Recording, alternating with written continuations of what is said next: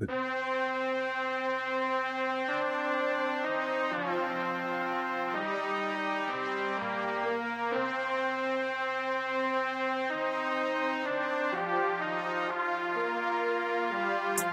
sides of the ring, four sides of the ring. Everybody out here got an opinion, your ego shall die in the ring. If the debate's getting heated, we heating, you know it's been fire in the ring. We them guys in the ring, leave with your pride in the sling. Four sides of the ring, four sides of the ring. Everybody out here got an opinion, your ego shall die in the ring. If the debate's getting heated, we heating, you know it's been fire in the ring. We them guys in the ring, leave with your pride in the sling. Four sides of the ring.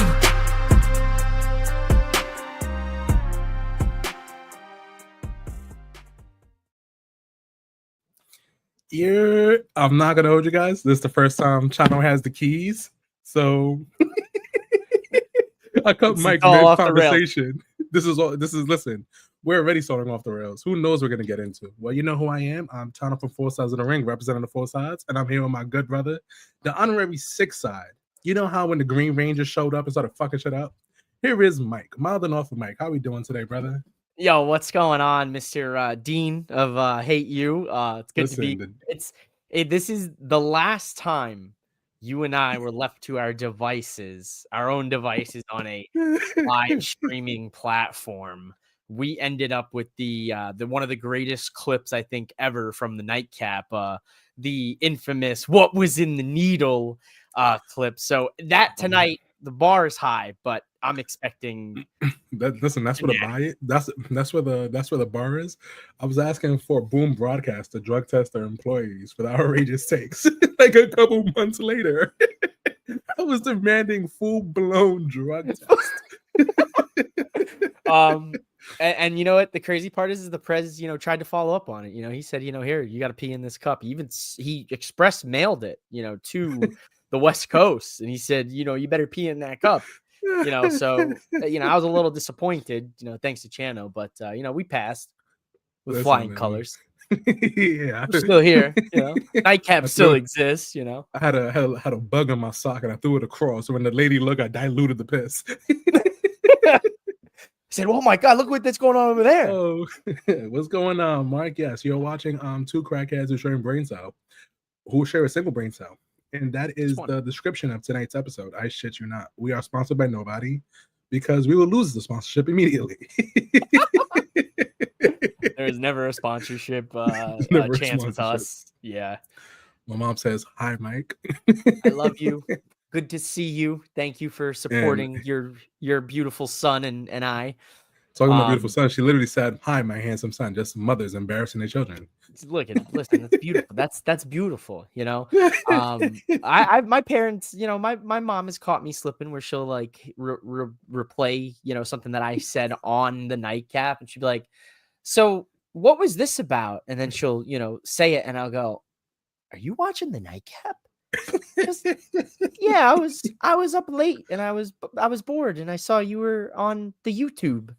Okay, Mom. Okay, all right. So we're live on the YouTube here tonight. So if my mom we are Facebook, Chanoo's YouTube, mom, hi. Facebook, YouTube, and Twitch, and I apologize to everybody involved because this is gonna go left immediately.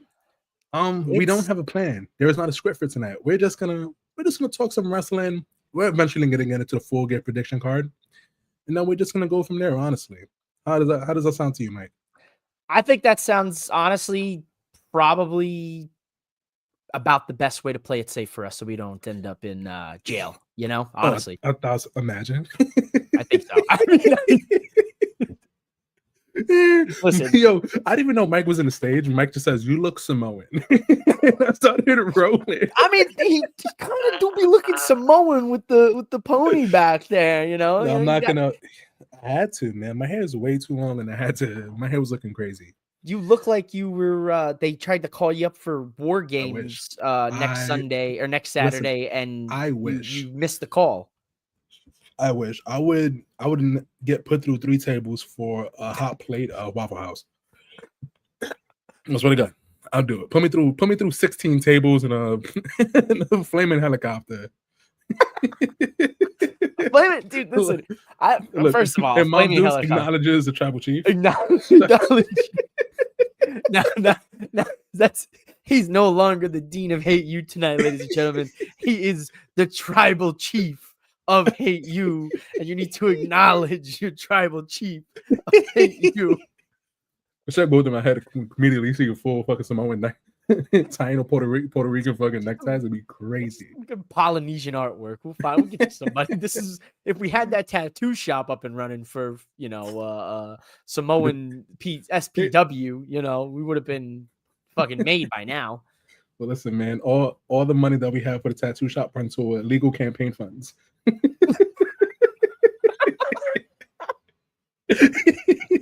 We were coordinators fucking kept them. That's how they elected your boy in New York. That's how it makes sense. Yeah, Follow the money.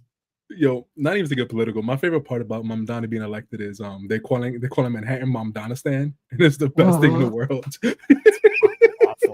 I love it.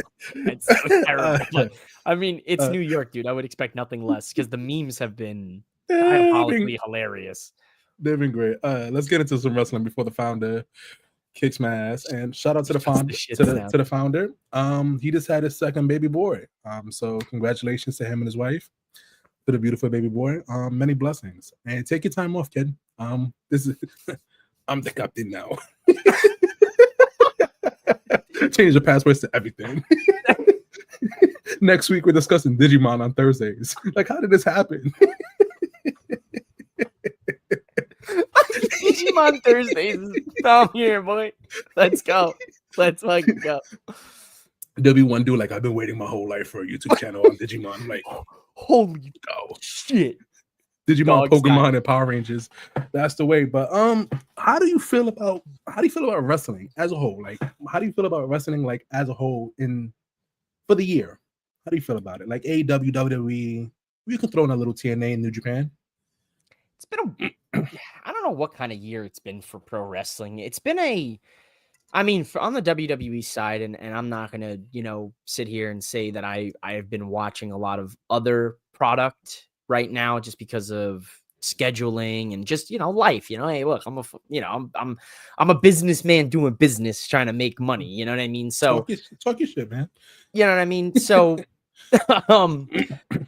I've really been just keeping up with the WWE because, more accessible for me and it just works better with my schedules. I'm a hybrid employee, so I'm working, few days in the office, I'm working 2 days at home, and coincidentally, those 2 days I work at home are Monday nights and Friday nights for SmackDown and Raw. So that's why, as you know, the nightcap is predominantly the end caps of your week, and the start of your week.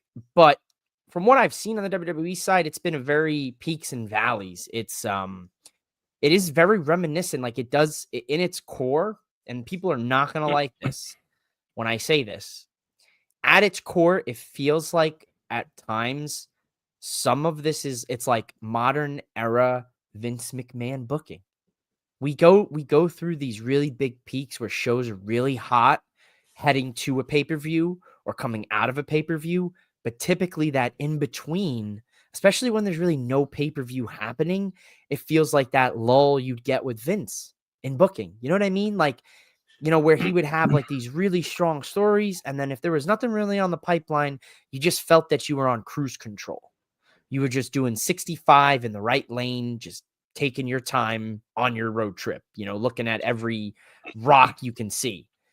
AEW, from what I've seen, they're really trying to just establish themselves once again, I think, and get back to their cult following. And I think we're seeing a lot. I mean, I really wish we had, Marcus or Martin. Obviously, I know you gave them the time off, and it's great, but I would have loved to have heard their thoughts on Blood and Guts a few weeks ago.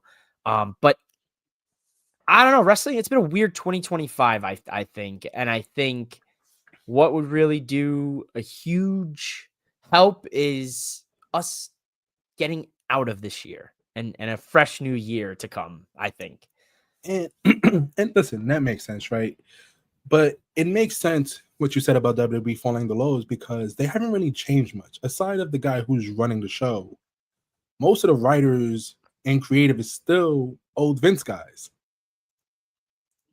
You know what I mean? I'm not doing 6-7 here, but I mean, I don't know. I don't really think there is really too many of those guys that are Vince guys outside of like Pritchard and like some of those other, big wigs. But like, I think the writers' room gets a lot of new age, dare I say it's, people that are close in age to us at this point, maybe a little bit older. And I wanna agree with that, but I do believe that Pritchard is a big driving force in what happens. And obviously, listen, H has his moments, but he grew up under the tutelage of Vince when it came to creative. And sometimes, and I feel like WWE's chasing the high, the next high. What's going to be the next viral moment to post on social media? And that kind of ruins the product a lot.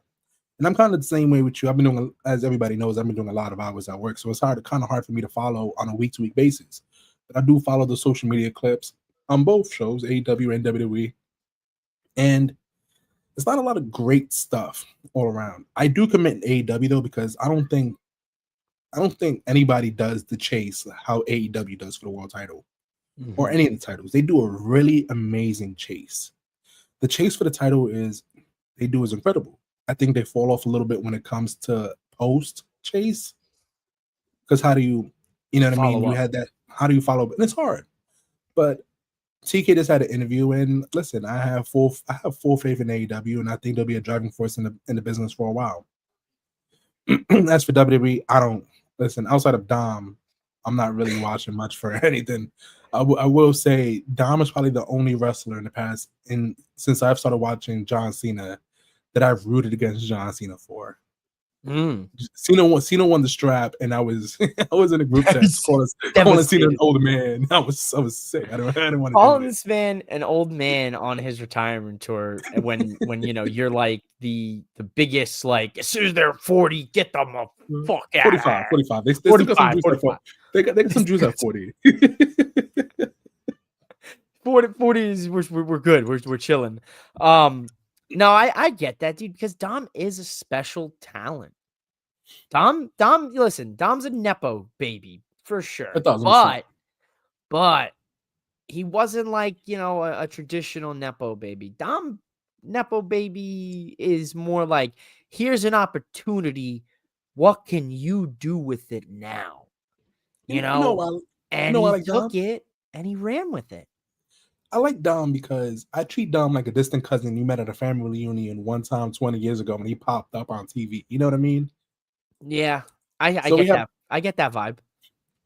So it's like we have all this history with this kid. Like, this not no little blonde little boy trying to push a ladder and he couldn't.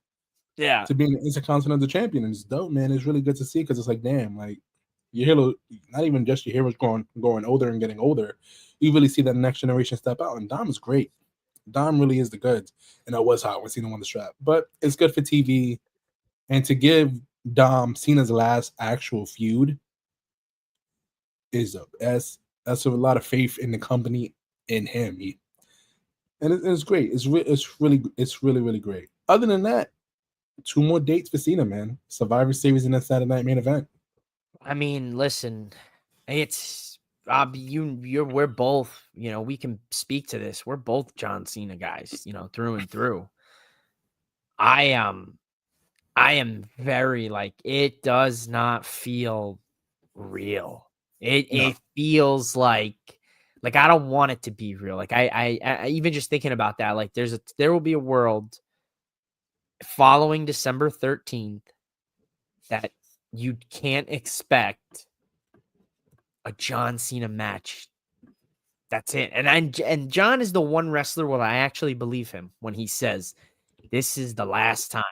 Unlike other wrestlers who have said it countless times, Ric Flair, Bubba Dudley, the list goes on and on. Mark Henry, The Big Show, Edge, like when it's not affiliated with an injury, that is, I'll clarify that. But I believe John, and the fact that there will be a time where we'll have a show where it's like he'll show up and be like just a talking segment, or just a, hey, come watch my movie in theaters and on Netflix, so and so, and that and the Hall of Fame. That's it. That's the only extent of Cena we get. So it's like wild to think that ends in 2 more times. And I think for me, there's peaks and valleys on this tour. And I think looking back on it, we'll be like, yeah, that was great. But as of the moment, I think there was definitely some meat left on the bone for John on this tour. Absolutely. And so one thing that TK said in his interview, which actually a pretty good interview with Ariel Hawani, is I said they might extend his dates. You know what I mean? And if they do, I don't see him doing full time. I just see him having like maybe 1 or 2 more matches going into Mania, and Mania being the last of Cena. Do you think they can realistically push him 3 more dates? No, I really don't think so. I think it comes down to a fact of just John Cena. I don't know John Cena fucking personally, but I think John Cena is a very prideful guy. I think when John Cena said something, he means it. And I think he won't extend. I don't think you extend. I don't think you have to extend anything for John. What more could you possibly have John Cena do? What do you want him to win, a King of the Ring? Do you want him to win 18 world titles? Like, at what point does it get to a point where maybe it should just end December 13th? Be damned what happened for the tour, but maybe it's just, hey, we just got to deal with it. And that's just a part of the John Cena career. And who do you think's the last person? Everybody wants to say Gunther, but let's be real here. I don't think Gunther needs it. I think Dom doesn't. I think Dom wins the IC title back at Survivor Series against Cena. And the absolute truth in my fiber of my being is that John Cena enters War Games and does double duty. Jimmy Uso gets taken out. Somebody drops Jimmy Uso. Yep. It does. Why? Think about it. Like, I don't want to go on these tangents, but that's interesting. Look at that's this. Interesting. Look at this lineup of people in this match. Look at it. Cena, or excuse me, Roman, Punk, Jay, Lesnar, Drew, Paul, the 2 next future champions in this company, Breaker and Reed. That's a lot of star power. And this is John Cena's last Survivor Series, last tour, one of the second to last dates. And you have Jimmy in that match as kind of like what, fodder? He takes the pin. That's an obvious pin guy.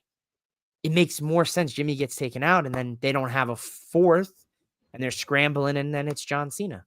Unless they go Randy Orton, which I doubt, but they could go Randy. My thing is War Games isn't like extremely safe match. You know what I mean? And obviously, the movie people don't want to put Cena in jeopardy of his next feature films or his last date. But if he's the last guy to enter the War Games, the bell rings, and he can go Super Cena for the pinfall.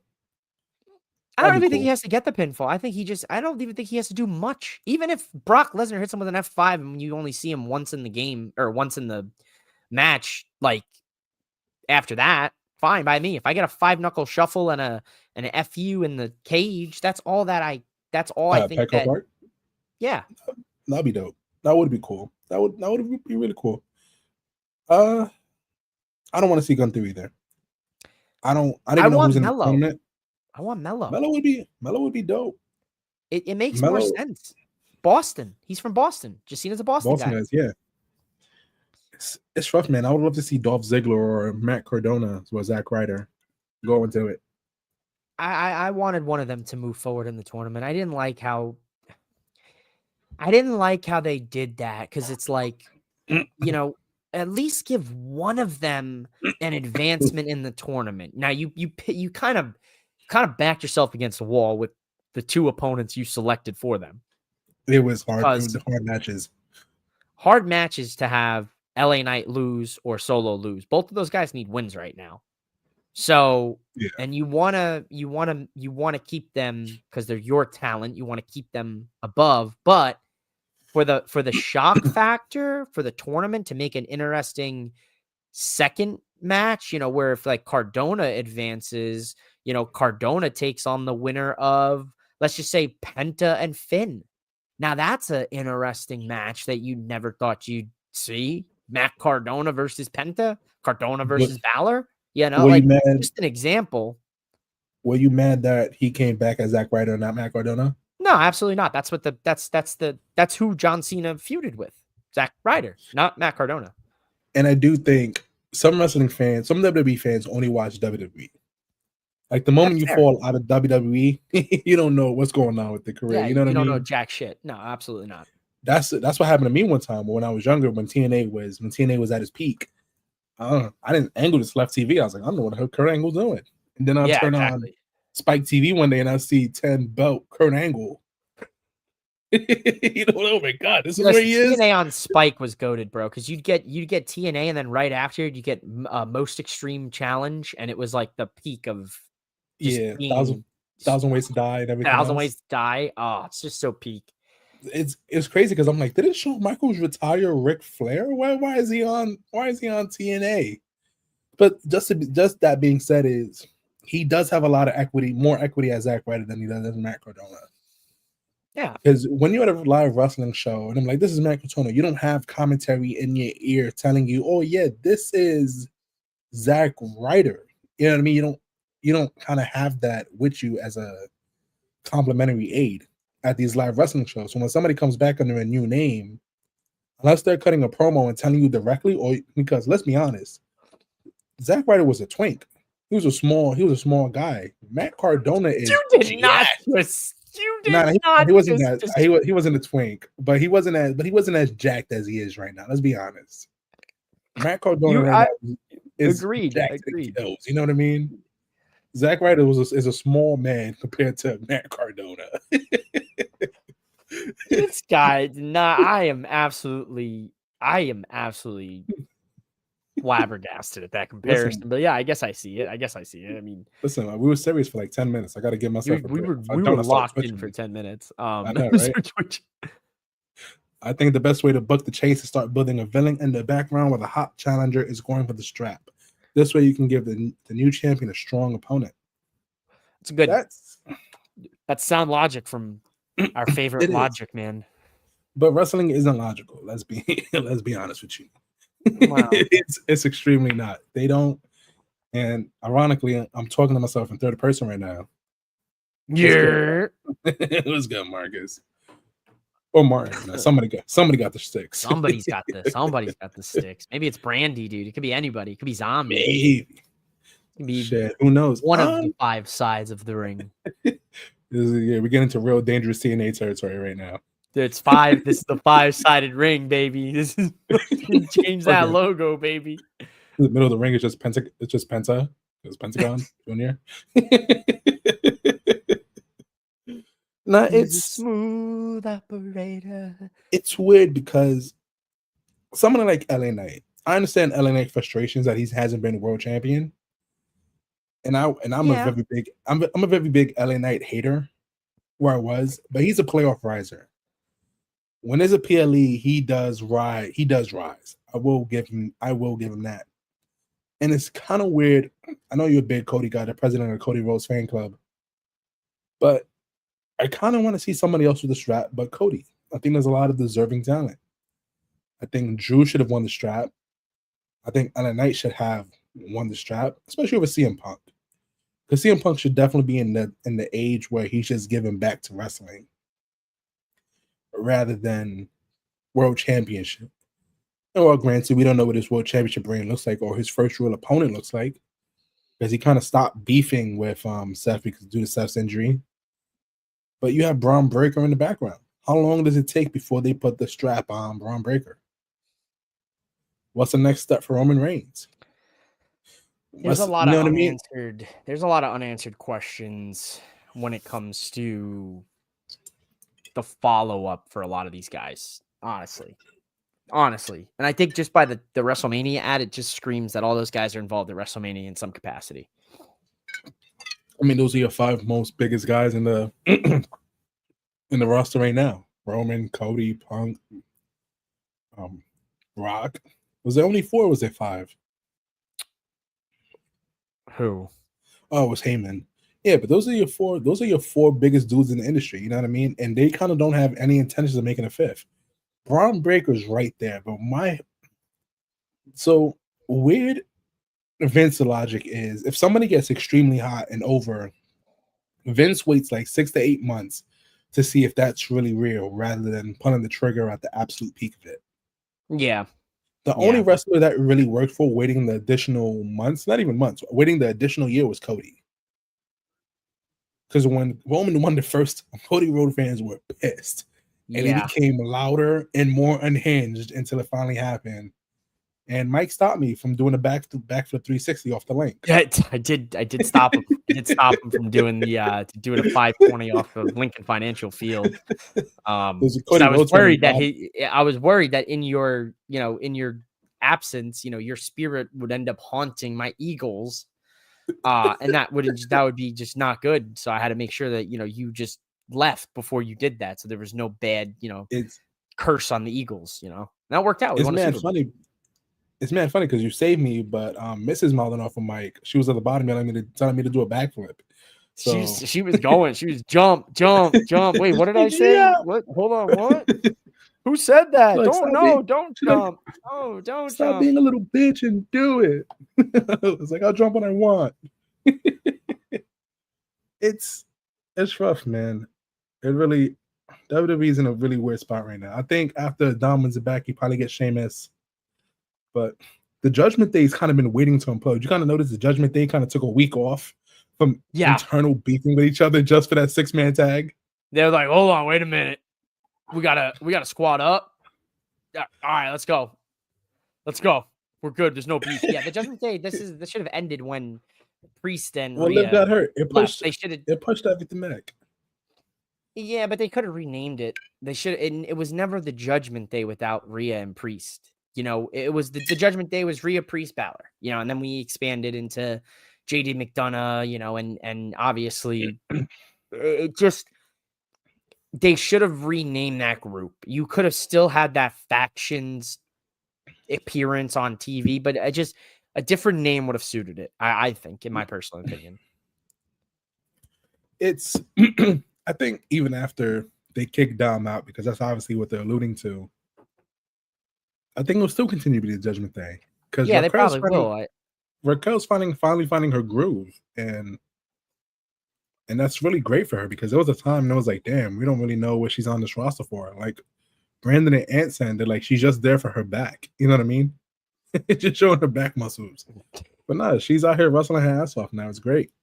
She looks great, man. I think if I were to do an award show, I would give her definitely like most improved 2025. Like absolutely. She's night and day difference from what we saw in the past. True. Well, let's take a break right now. We'll be back in 30 seconds after this ad. What's up, my fellow bad guys? Just when you thought we were down bad, Brandy's here to pick us right back up. Thanks to our partnership with SeatGeek, we got good seats and great prices. New users can score a fantastic $20 off their final ticket purchase by using the exclusive promo code 4SIDESOTR at checkout for any event. That's 4SIDESOTR. Tell them the bad guy sent you. Listen, I want kudos because this is the first time I'm actually handling recording, and I'm actually killing these transitions. Because you're nailing it, dude. Thank you, appreciate you. We had Brandon do this one time, and it was just all fucked up. It was just, I was like, oh no, this is terrible. Shit, we don't have a game plan. We don't have a game plan, but we could continue this conversation because I think it is a worthwhile topic about the John Cena retirement tour and who we want, to be the final opponent, So I personally. Did you hear what TK said that WWE never reached out about Edge? I saw that. I did see that. I saw some of the interview. I haven't had a chance to. What fucking time am I going to sit down and watch an hour something interview with Tony Khan and Ariel? Like, come on now, let's be real. How pissed would you be? Let's say Melo goes to the finals, right? Somebody and Miz knocks out Melo for their feud. That's what I expect. Robbing him from his moment, and then you get Edge. I don't think you get Edge. I genuinely do not believe Edge will be a part of this retirement tour. I think the only capability you get Edge in this retirement tour is if Edge is in the crowd at Saturday night's main event. That is the only capacity you'll see Edge, if we're lucky. I will give TK credit because TK loves wrestling so much. If WWE was to ask, I think he would allow them. I think he would have put all his bad beef with them I think he would put all his bad beef personally with them to the side because he knows Copeland and John are real life friends. And that would be incredible to see. I think the only thing he would ask from them is just announce that he's an AEW wrestler. And that's when TKO and Triple H will be like, no. No, I think he would. You know what? Genuinely, you know what I think he would ask for? If they think they would come to a trade. And I think one of two things would happen. If I was Tony Khan and you are Triple H and you come to me and you say, "Hey, Tony, it's the game.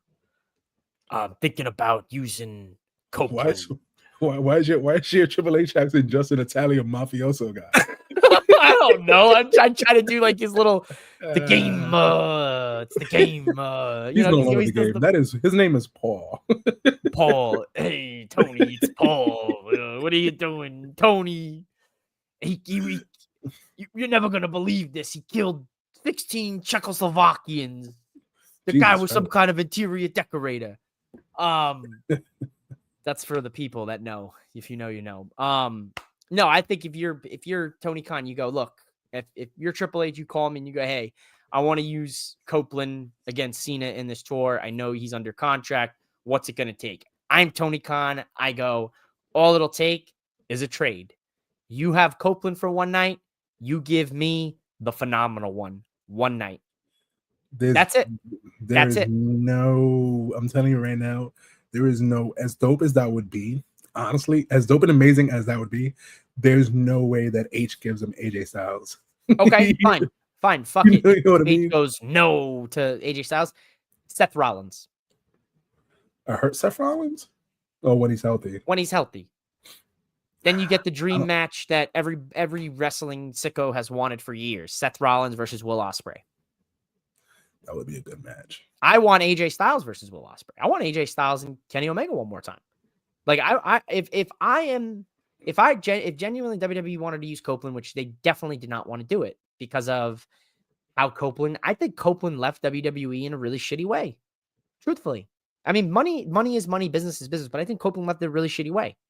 I also think WWE did him pretty shitty. I think WWE did him shitty too. I think both of those parties kind of shit the bed on that little retirement run. I don't think it was terrible, but I think he had a nice little tribute to go away to. I think the only shitty part about it was the moment his contract ended, he literally popped up on AEW. That was the part. That was what really I think was just like the thing for me was like, oh man, like he was checked out, you know, like he gave Sheamus that match and then they didn't follow up with shit with that. And then, you know, next weekend Copeland's in AEW, you know, and it was like, that feels wild, but you know, I'm glad Edge could, you know, get this run. You know, he gets to tag with Christian. You know, he's, you know, they were doing good stuff, you know, there for a bit. So it's like, I don't know, man. If feasibly, if WWE wanted to, they could have. But I think if you're Tony Khan, you got to play hardball and you got to get somebody in return because it's not. I can't just give you talent and you go. I'm all you get in return is AEW wrestler Edge or Adam Copeland. No, I want a wrestler back. I don't think it would be the worst idea because, like I said, most WWE fans are kids, right? Mostly kids or adults who grew up watching WWE and still with WWE. I think if you're like, oh yeah, AEW, Adam Copeland, or Edge, because he's still on the rights to Edge, I think you'll get a couple people going, oh shit, he went to AEW? What the hell is an AEW? Yeah, what the hell is AEW? Google AEW, boom. And then you can Google it, and then you could probably watch something. It's kind of like the after the All-Star game shit. Yeah, you know, after the All-Star game, fucking people, the most people ever tuned into AEW because it was the next thing right after the NBA All-Star game. Yeah, but I mean, No, but I see your point though. He would need something in return, but in my honest opinion, this is the long game for AEW, right? Obviously, the wrestling industry has down periods, right? TKO is a very margin-based business. If something starts failing and you have a buyer who's willing to buy it, so you can recoup some of your losses, why wouldn't you? I eventually see TK buying WWE. No shot. I believe so. What's stopping them? What's realistically? TKO shit is stopping them. If publicly traded is stopping them, that's a huge part of that. They're publicly traded. But if shot shareholders approve that sale. If WWE is down in the shits, right? If WWE is down in the shits, wrestling is down. Not even just AEW, not even just WWE, but wrestling is at an all-time low, like again. And like it'll happen at some point. Wrestling will hit a low again. Of course, and it will be at an all-time low. And TK's like, listen, TK's on the Cons money just doesn't come from AEW. They own the Jaguars. You know what I mean? I know, and they own Tottenham. Yeah, you know what I mean. Like they got bread. And if AEW is doing decent, I'm like, yo, let's shoot them an offer. And TKO's like, maybe. Look, never say never, but you have I would say there is one other person who has a better chance of seeing a WWE sale take place in all the shareholders agreeing on this one person to sell the company to. And there's only one person. You know his name. Who, The Rock? Or Joe Hendry? One of his cousins. The Rock. I said Joe Hendry. I think you know what I was like. I believe in Joe Hendry. The Rock, your cousin. Oh, my cousin. I forgot I'm Samoan tonight. Yeah, you're Samoan tonight. That's right. It's Samoan Thursday here on Four Sides of the Ring. Oh, how do we get this smaller? I would be trading on Adam Copeland appearance for some copyrights. Think about AEW getting some recognizable names like the Hurt Business or Sasha Banks. That would be dope. Letting him get Edge back. Listen, that's pretty fire. But I don't think Mercedes is ever going back to Sasha Banks. Yeah. When she goes back to WWE for her Hall of Fame run, absolutely. That's fair. You think that girl will turn down a Hall of Fame? You think that girl will turn down a Hall of Fame induction? Absolutely the fuck not. Depends how far down the line it is. Because right now she's WWE called her in 5 years and said, yo, Hall of Fame, come home. I think they will call her after that contract is up and try to see. You know what I mean? Test the water. Yeah, but she can do whatever the hell she wants in AEW. She's like a 16-time champion, 16 world champions from like 16 promotions. People are too critical of her though with that whole stuff. Like, Mercedes Hogan and creative control Mercedes. I'm like, dude, like at the end of the day, I don't even think it's like that. I think she's gonna eventually drop every single one of those titles, and it's gonna be like the worst. Like it's gonna be like her bum ass Corbin story, quote unquote. And that would be the great payoff. If she goes down to every single one of these promotions and does a crazy ass job. I expect it. There's only one way you get those titles off for her. Nah, that's not the only way. She can drop one of them and be like going into the pressure rabbit hole where she just relinquishes the rest of them. You know what I mean? That would be the worst case. That would be the worst case scenario. She just relinquishes all the championships because she's let's say she loses to Chris Statlander and she goes to one of the promotions and she loses one belt and she just like, I'm not dealing with this. I'm not defending any of them. I relinquish every single one of them. I think that would be the worst side of it. But obviously, yeah, she has to do the job and drop all these titles, right? Yeah, absolutely. Yeah, she has to do the job. She has to, yeah. And it's gonna be a crazy losing streak. Not just other promotions, but on AEW TV as well. She has to be losing constantly. And I think that starts at Full Gear Saturday. What is her match for Full Gear? Chris Statlander for the Women's Championship. Oh, they're not doing for both? No, just for the women's. So I think it starts Saturday at Full Gear where Chris beats Mercedes, and I think that's the start of the losing streak. I think then Mercedes drops the Ring of Honor TV championship that she just solidified last night on Dynamite. I think then she drops the TBS championship. Then I think she drops the indie title 1 she has. This indie title 3 she has. Like, I don't know all the titles she has, so I'm just going to refer to them as indie titles. Defends a bunch of belts in the Golden Gauntlet, spread the titles around the AEW. There you go. There's even a great idea from our resident booking like a Mark here. Our resident. I would say better than that. Not just the AEW roster, but you have these girls from the promotion going the gauntlet. But shout out to Mercedes and Stat. This is the second Full Gear they in a row. They're on the card together. I was there for the first one. That was my margarita match because this is when Mercedes was still cold and she didn't have her rolling yet. Yeah. But halfway through that match, they started picking up steam, and shout out to the Presidential Center. They sell bacon, egg, and cheeses inside the Presidential Center. What? Yeah, bro. They sell bacon, egg, and cheeses in there. It's kind of crazy. I'm not gonna lie to you. For what? What the? Wait, we were there for a show in the morning. They selling these shits at night. I was there for Full Gear. I was there for Full Gear last year, bro. And they were selling bacon, egg, and cheeses inside the Prudential Center. I shit you not. Insanity. Dog, you know what a bacon, egg, and cheese would hit right now? It's like 8 o'clock for me, 10 o'clock for you. Like bacon, egg, and cheese right now would fucking slap. Of course it would. That's a bacon, egg, and cheese. Let me get that on a sesame seed bagel, or let me get that on a nice roll. Bacon, egg, and cheese on a roll. Your New Yorker's coming out right now. Oof, fuck. Yeah, I don't know. It's been a while since I had a good. What do you got? A Sheets by you? You guys don't have a Quick Check or a Wawa. What is it? Sheets? We got Quick Trip. Quick Check? Oh, Quick Check's not bad. No, yeah, Quick Trip, which is like QT. Oh, Quick Trip. Yeah, Quick Trip. Check. So like we don't like AZ doesn't have like a Wawa. Like that's what we don't have Wawa. We don't have Sheets. Those are East Coast only, and Wawa has been like adamant like we're not coming to the West Coast. Like F all that. I've tried. I've written letters. Emails. I should say letters. Like I'm like a 55-year-old fucking man. Like, dear Wawa, to whom it may concern, my name is Mouthing Off with Mike, and I really enjoy Hoagie Fest in Arizona. I was like, I wrote you, but you still ain't calling. I was like, hit me back. A phone number, cell phone, and a beeper at the bottom. The bottom. I'm in the car right now. Why you not doing calling? 90 on the freeway.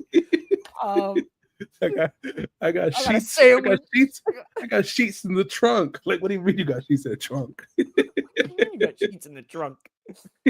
Oh my! Kidnapped the whole corporation. Jesus Christ! Kidnapped everybody. Take the whole call center. Fucking hell! Just got everybody's CEO in the goddamn trunk. Let's get Wawa down there. Got to change my name to. Oh, never mind. I'm not doing that on this. Never mind. I'll save that for off the air for you. Oh my god. Oh my goodness. So wrestling. Oh yeah. Grapple, jump move, super kick. It sounns like a basic match. Signature, false finish, finisher, kick out, interference, ref bump. Still chair. I'm still chair. Eddie Guerrero spot, Eddie Guerrero spot. Frog splash for no reason. Homage, FU, kick out. Second ref comes on the ramp. Ref bump again. Finisher. Original ref wakes up. GPT? No, that's just WWE. My bad. Yeah. That's a basic match at this point. This is AI created. Do you think they're overdoing the Eddie spot at this point? Because they've been running it weeks on end. No, I don't think so. At all. I think it works because look, like Dom has made himself look like Eddie. Dom has went out of his way to look like Eddie. Did you read Ray's letter to Eddie? Yeah. Beautiful writing. Beautiful letter. I teared up. I was gorgeous. I was laughing and tearing at the same time reading the whole entire thing. It was really good. It was really well written. He's very way with words, Ray. Honestly, it was a really good read. So he has a skeezy mullet, the skeezy mustache. He's a scumbag. And all of it, he's writing no offense. I was going to say. I was gonna start saying crazy shit. No offense. No offense. Crazy enough, he's Eddie's buried out here in Arizona. Yeah. I remember you telling us that. Yeah, we went a couple years ago and paid respects and everything, and that was such a crazy moment, because you go to his gravesite, and it's like there's people who are wrestlers that write letters and leave them there. And there's wrestlers who will leave masks there. Some have left, Rey Mysterio mask, some leave like their actual mask, that they wear, as a wrestler, and like they write inscriptions on it. Like, obviously, like just looking at it, I don't know what these things say because it's not respectful to touch that. Yeah, let me go ahead and read this letter. Somebody poured their heart out on this poor guy's grave, Mike, it'll be crazy it'll be crazy optics. Like white man rummages through Mexican wrestler's gravesite. It would be a nightmare. Oh my god, my PR person would. You thought that shop was bad about talking about going to war games Monday night on the nightcap? Wait, finds out I was rummaging a grave. I was a grave robber. Yeah, it's gonna take more than an engagement ring to get you out of that picture. Yeah, I'm getting put through every wall in a 10 feet radius. Every wall, that wall, this wall, that wall, the wall behind me, the wall next to me. Every wall have a cartoon of me getting put through it. No, that's dope, man. They just recently did Eddie Guerrero Day in El Paso, I think, this past weekend. Yep, and they gave his daughter or one of the daughters the plaque or whatever. She was there. I think both of them. I think the oldest wasn't there, or I just didn't recognize her because she's the only one without a social media presence at the moment. The other two, I see them on the feed all the time. One of them is WWE's like trying to get her in the business or something. I thought she's wrestling for Reality of Wrestling down in Houston with Booker T. Booker T. That's what I thought. It's dope. Buck's not gonna turn nobody down, especially he's not turning down Eddie's daughters or nothing. You know what I mean? There's no reason. So she could have picked any school to go to, and anybody would accept her with open arms. You know what I mean? Anybody would accept it. Wrestling is like the hot shot to NXT. Yeah, because he's the Book runs it and he's the commentator. It's a very easy look. Honestly, I'm surprised she just didn't knock on the PC door and be like, "Hey, can I just start here instead of going through the thing?" Yeah, I mean they could. I'm sure it would have been. I feel like maybe that's her way of kind of just showing like she's trying to cut her teeth. Maybe it's like I could have went to the PC. You know what I mean? Like weird thing. I mean, get it by any means necessary. You know what I mean? Dom skipped the indies completely. My boy went straight from training with Penta to going to debuting at SummerSlam with Seth Rollins. What a sentence that is. I remember Dom getting chucked by Roman Lesnar.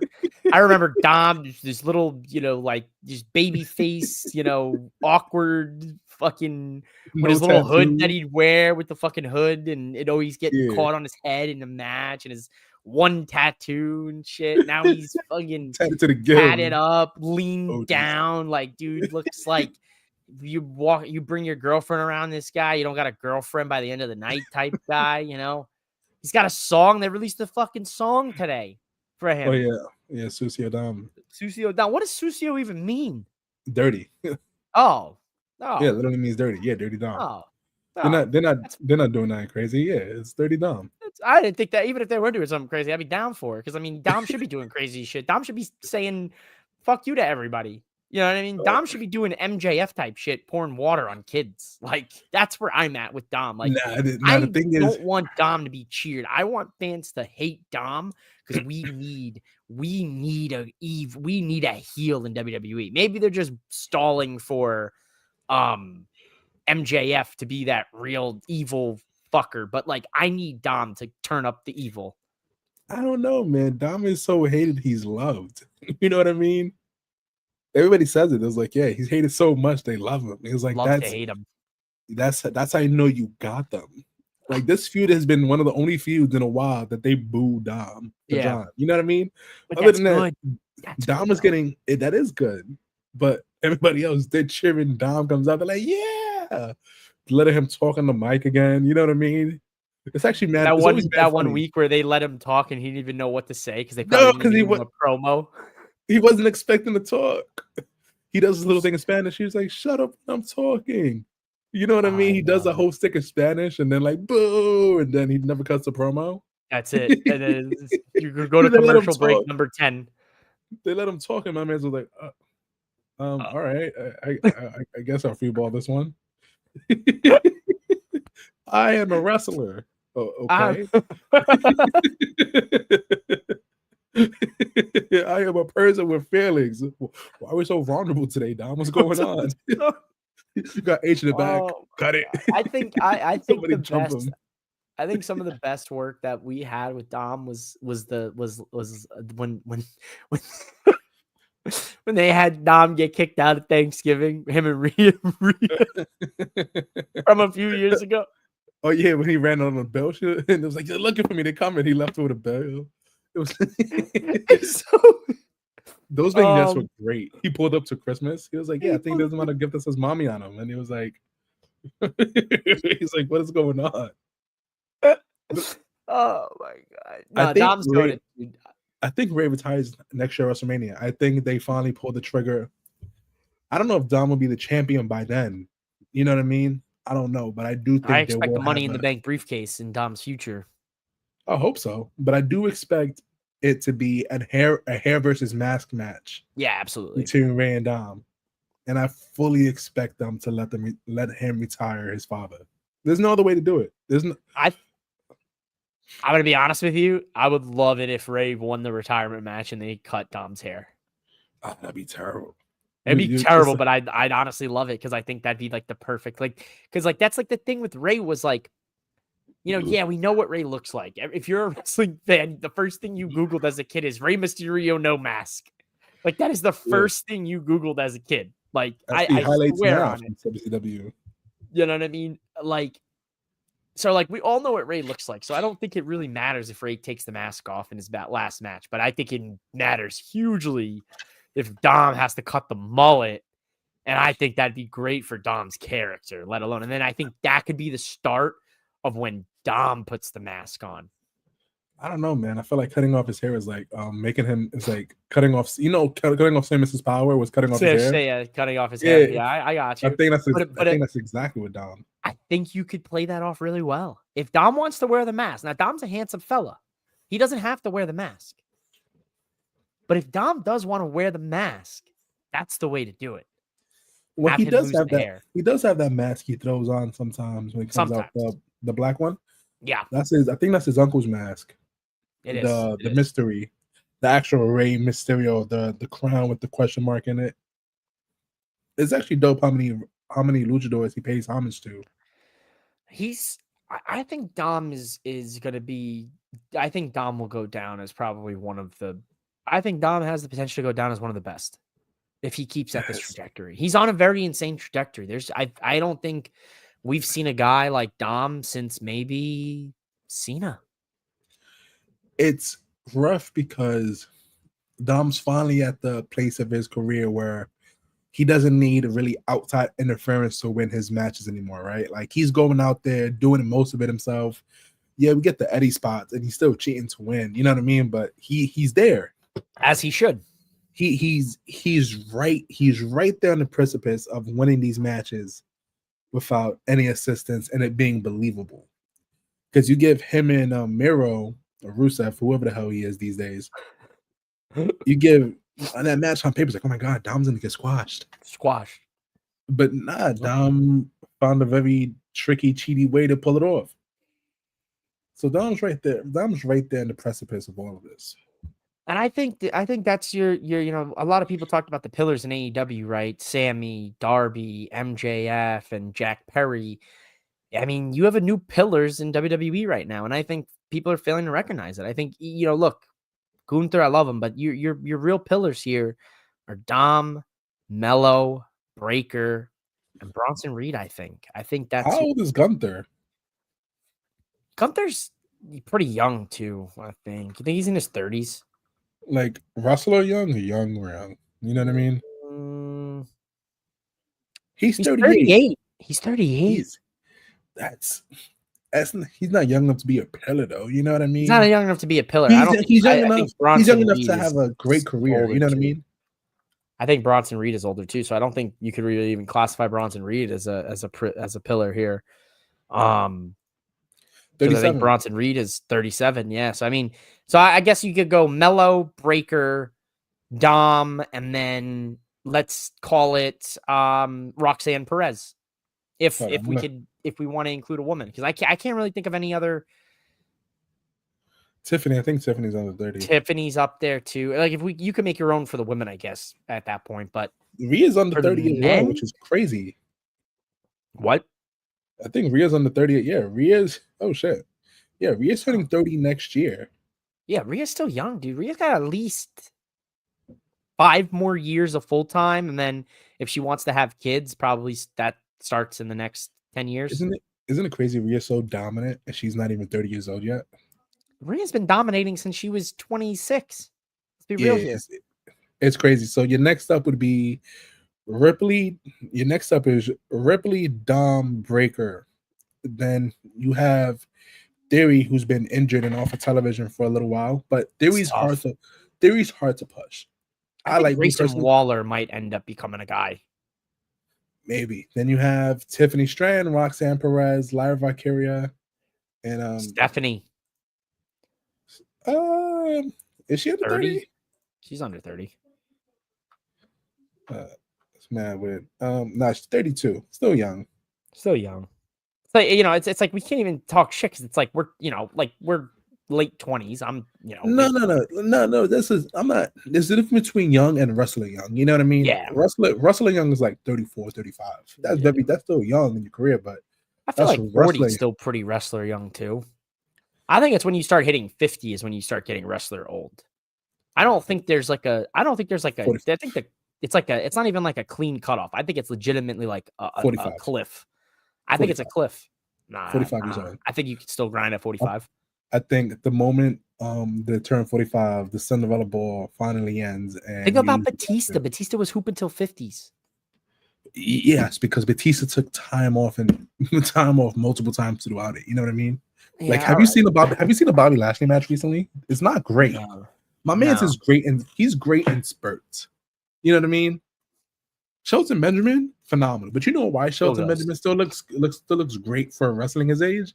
Because Shelton Benjamin changed his moveset. He went from this uber athletic guy to this heavy uber powerhouse, and he's jacked to the gills. So it makes sense. Bobby's been doing the same shit since he was in his 20s. You know what I mean? Yeah. No, I see that. I have not watched a Bobby Lashley match under a microscope in a long time, to be honest. It's not even a microscope. You can just tell when these guys, when you have wrestlers who've been doing the same thing for over 15 years, you can visibly see when they lose a step. You know what I mean? It's kind of like watching a Matt Hardy match. It's like the Dudleys versus the Hardys, right? It's like that match was.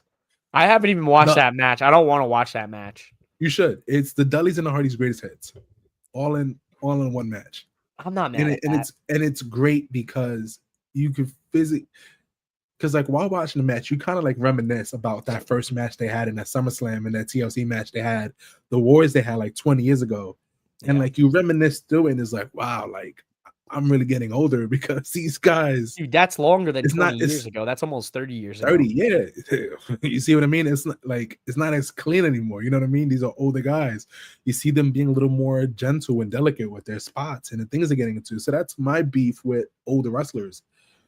Like, if you're going to grow with the times and become more modern and change your moveset to suit you, I'm for it. You know what I mean? Yeah. But if you're still pulling out your greatest hits, I can't do it. Like, me watching an Adam Copeland match is very hard. Because it's Cope's greatest hits. And that is my beef with Chris Jericho. Chris Jericho pulls out, and I hate the Judas effect. I hate the Judas effect with a He should not be pulling that move. When I saw Andrade nail that, like as soon as Andrade hit that better than him, I was like, you need to take that out of your moveset right now, bro. Because it's so slow. It's like, bad. bro, there's no way you should be able to pull. There's no way that is believable that you should be able to pull a spinning elbow. You better get ready. You better get ready, brother. I'm not gonna hold you. I'll pop for break the walls down. You know what I mean? Break the walls down. I'll pop. I'm like, fuck, it's Jericho. The door's about to run. As soon as I come back to my senses, I'm like, Jericho's back. Jericho. Then we're gonna get Chris Jericho versus CM Punk, and I'm like, fuck my life. What is this? My goodness. Listen, that Jericho CM Punk feud from back in 08, 09 was gas. Don't even front. I will say WWE style probably fits Jericho a little bit better. Yeah, he doesn't need to hang out with these uber athletic like super wrestlers to go pull off some Jericho shit. No. Jericho can just have a week of wrestling where he doesn't even wrestle, he just talks. Yeah, and he can do like 50. He can do like go half speed, and it'll probably be like, okay, this is fine because I don't know what to expect about a Chris Jericho WWE run in the good old year of 2025. I genuinely I don't know what to expect from that. It's his Hall of Fame run, but it's gonna be mad funny because he's gonna do his Hall of Fame run in WWE, and then he's gonna go do his Hall of Fame run in AEW. And shit, if we're lucky, he might do one in TNA. You know what I mean? Like he'll probably do one in every company. He'll go to New Japan and have one last match with somebody in New Japan, and he'll do one last match in GCW, and it'll be like the never ending Jericho tour. It'll be like a Sabrina Carpenter tour. It just never ends. I feel like it hasn't ended. What, Sabrina Carpenter's tour? Yeah, I feel like it hasn't ended. It's been like 2 years now straight. This girl's been touring. I don't know how this girl does it. Did you ever see you probably seen it? You seen K-pop Demon Hunter, right?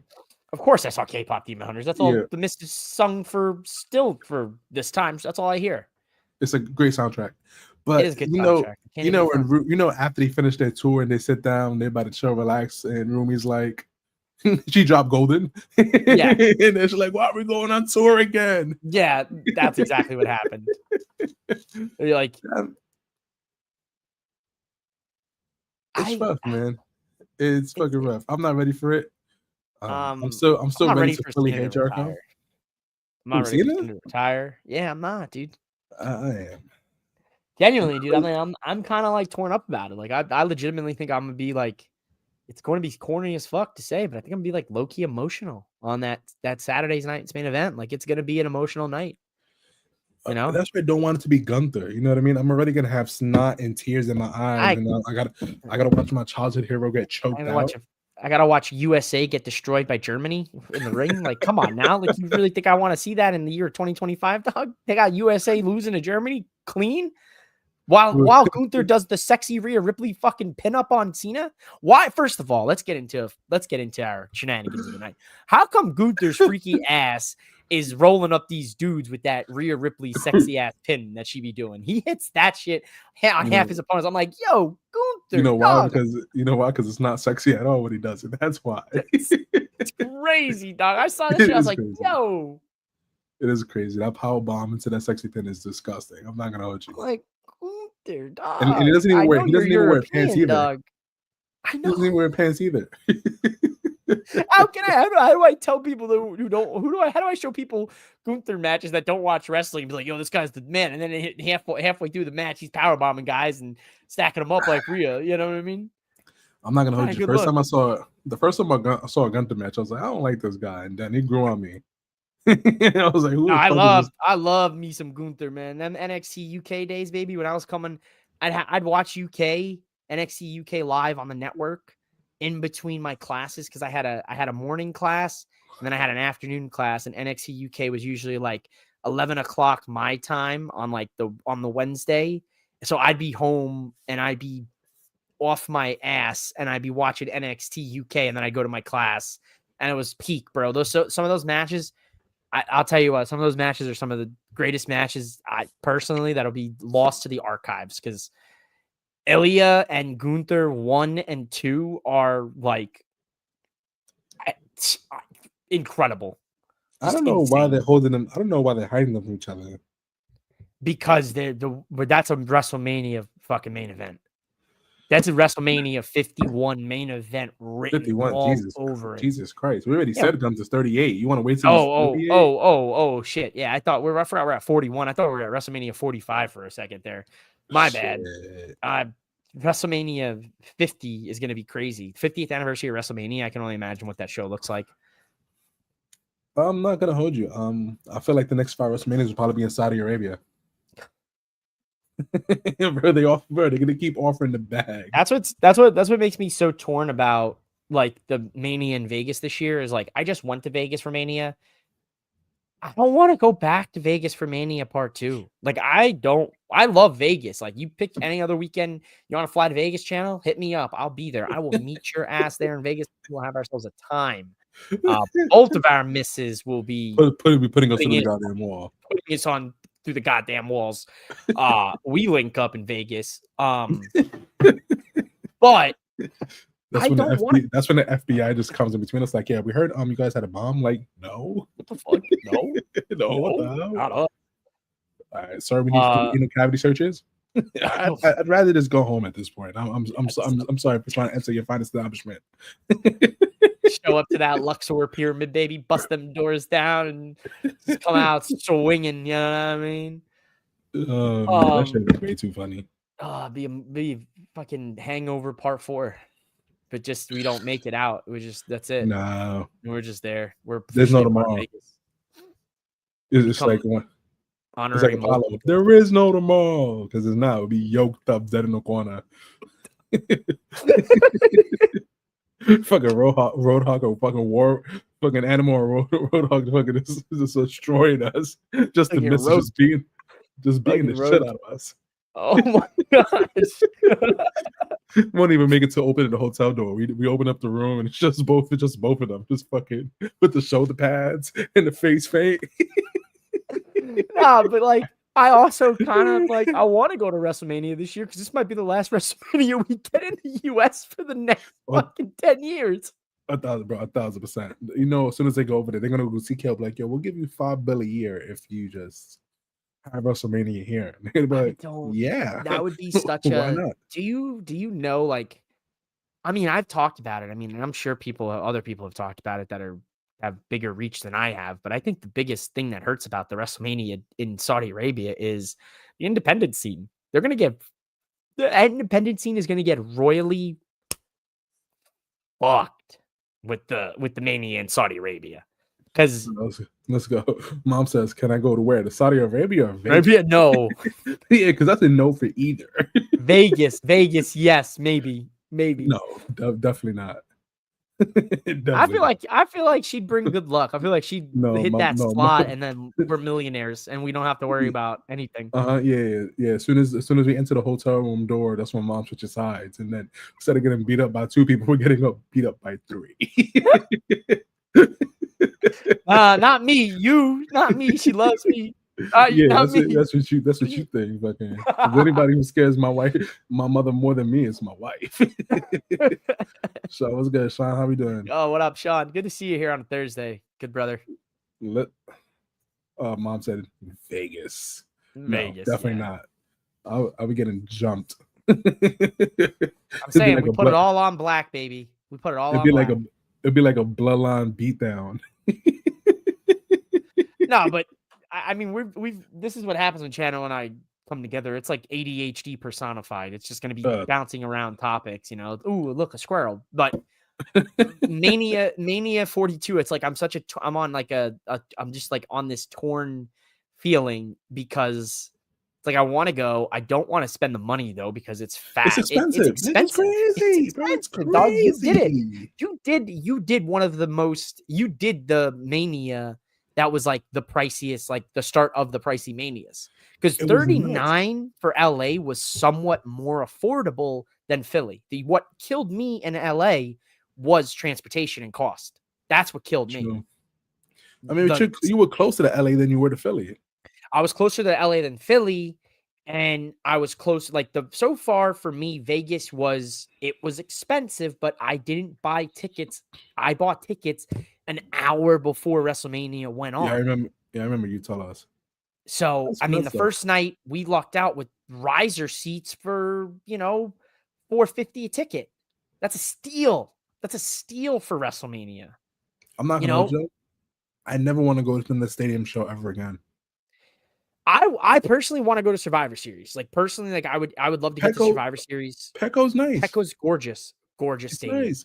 Have you been? I feel like No, I've seen Petco. I haven't physically gone Petco, but I've seen. Oh, Petco. Dude, I went a few years ago. I drove out for like Padres Diamondbacks game weekend, and I did like the stadium tour and everything. Like that, I will tell you right now, like that is one of the most gorgeous ballparks before like I have ever walked like foot in, and I've only been to a handful, but for me, it's like. It's number 2. I think Old Camden Yard before they started fucking with it was like the most gorgeous stadium. and Wrigley's definitely up there because of the nostalgia. But Petco's beautiful, dude. And a wrestling event in San Diego in November. Oh, that weather is going to be a dream. Like that's a dream. It's going to be nice. I think it's always interesting to see how wrestling events do their thing inside of baseball parks. You know what I mean? Because the outline and the thing is just different. I did Rumble 19 from Chase Field where the Diamondbacks play. We sat on the floor like a lot of rows back, but it was like the seats were, they were solid. Like it was a good setup for the Rumble. From what I saw on the map for Petco, it looks like they set it up pretty good, and I think that's going to be a really good. I think it's going to be a good visual look. I just don't like stadium shows. I haven't done a baseball park one yet, but I did the NFL stadiums, and I don't enjoy it. The truth is, I genuinely do not enjoy it. And personally, I'd rather go to wrestling. I'd rather stay home for the wrestling event because I love commentary. Yeah, I get that. I'm a big commentary guy. I have fun at AEW events. I won't lie. Because I make friends with everybody in the crowd around me, and it's always a great time. I'm usually always half drunk, belligerent, like 6 margaritas deep, and I'm talking to somebody about some random shenanigans. Yeah, you know what I mean? Oh, I do it all the time at these AEW shows, dude. And they're the most fun to go to. Oh, bro, it's great. I say it all the time. Last year, Full Gear, I popped when he hit that spear. When I tell you that was the biggest pop that I did that night, and I'm telling you, man, it was honestly insane. Double Anarchy in the Arena out here in May was like the most fun I've had at a wrestling show, and that was like I had just come back from Mania the month prior, and I was like, holy shit, that was more fun than WrestleMania, like hands down. AEW events are fun, always a good time. They're great. I don't like stadium shows, and I'm not gonna lie to you. I kind of don't. I'm gonna tell you why. I'll be honest with you. The stadium shows, like I've experienced, I've bought in the riser seats, and then I sat in the upper deck for night 2 last year at Mania.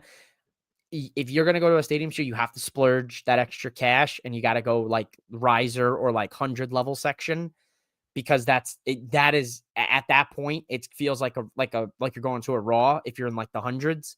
Once you get to like the riser, like it starts to like you're like, oh shit, like I'm pretty close, and this is a huge venue.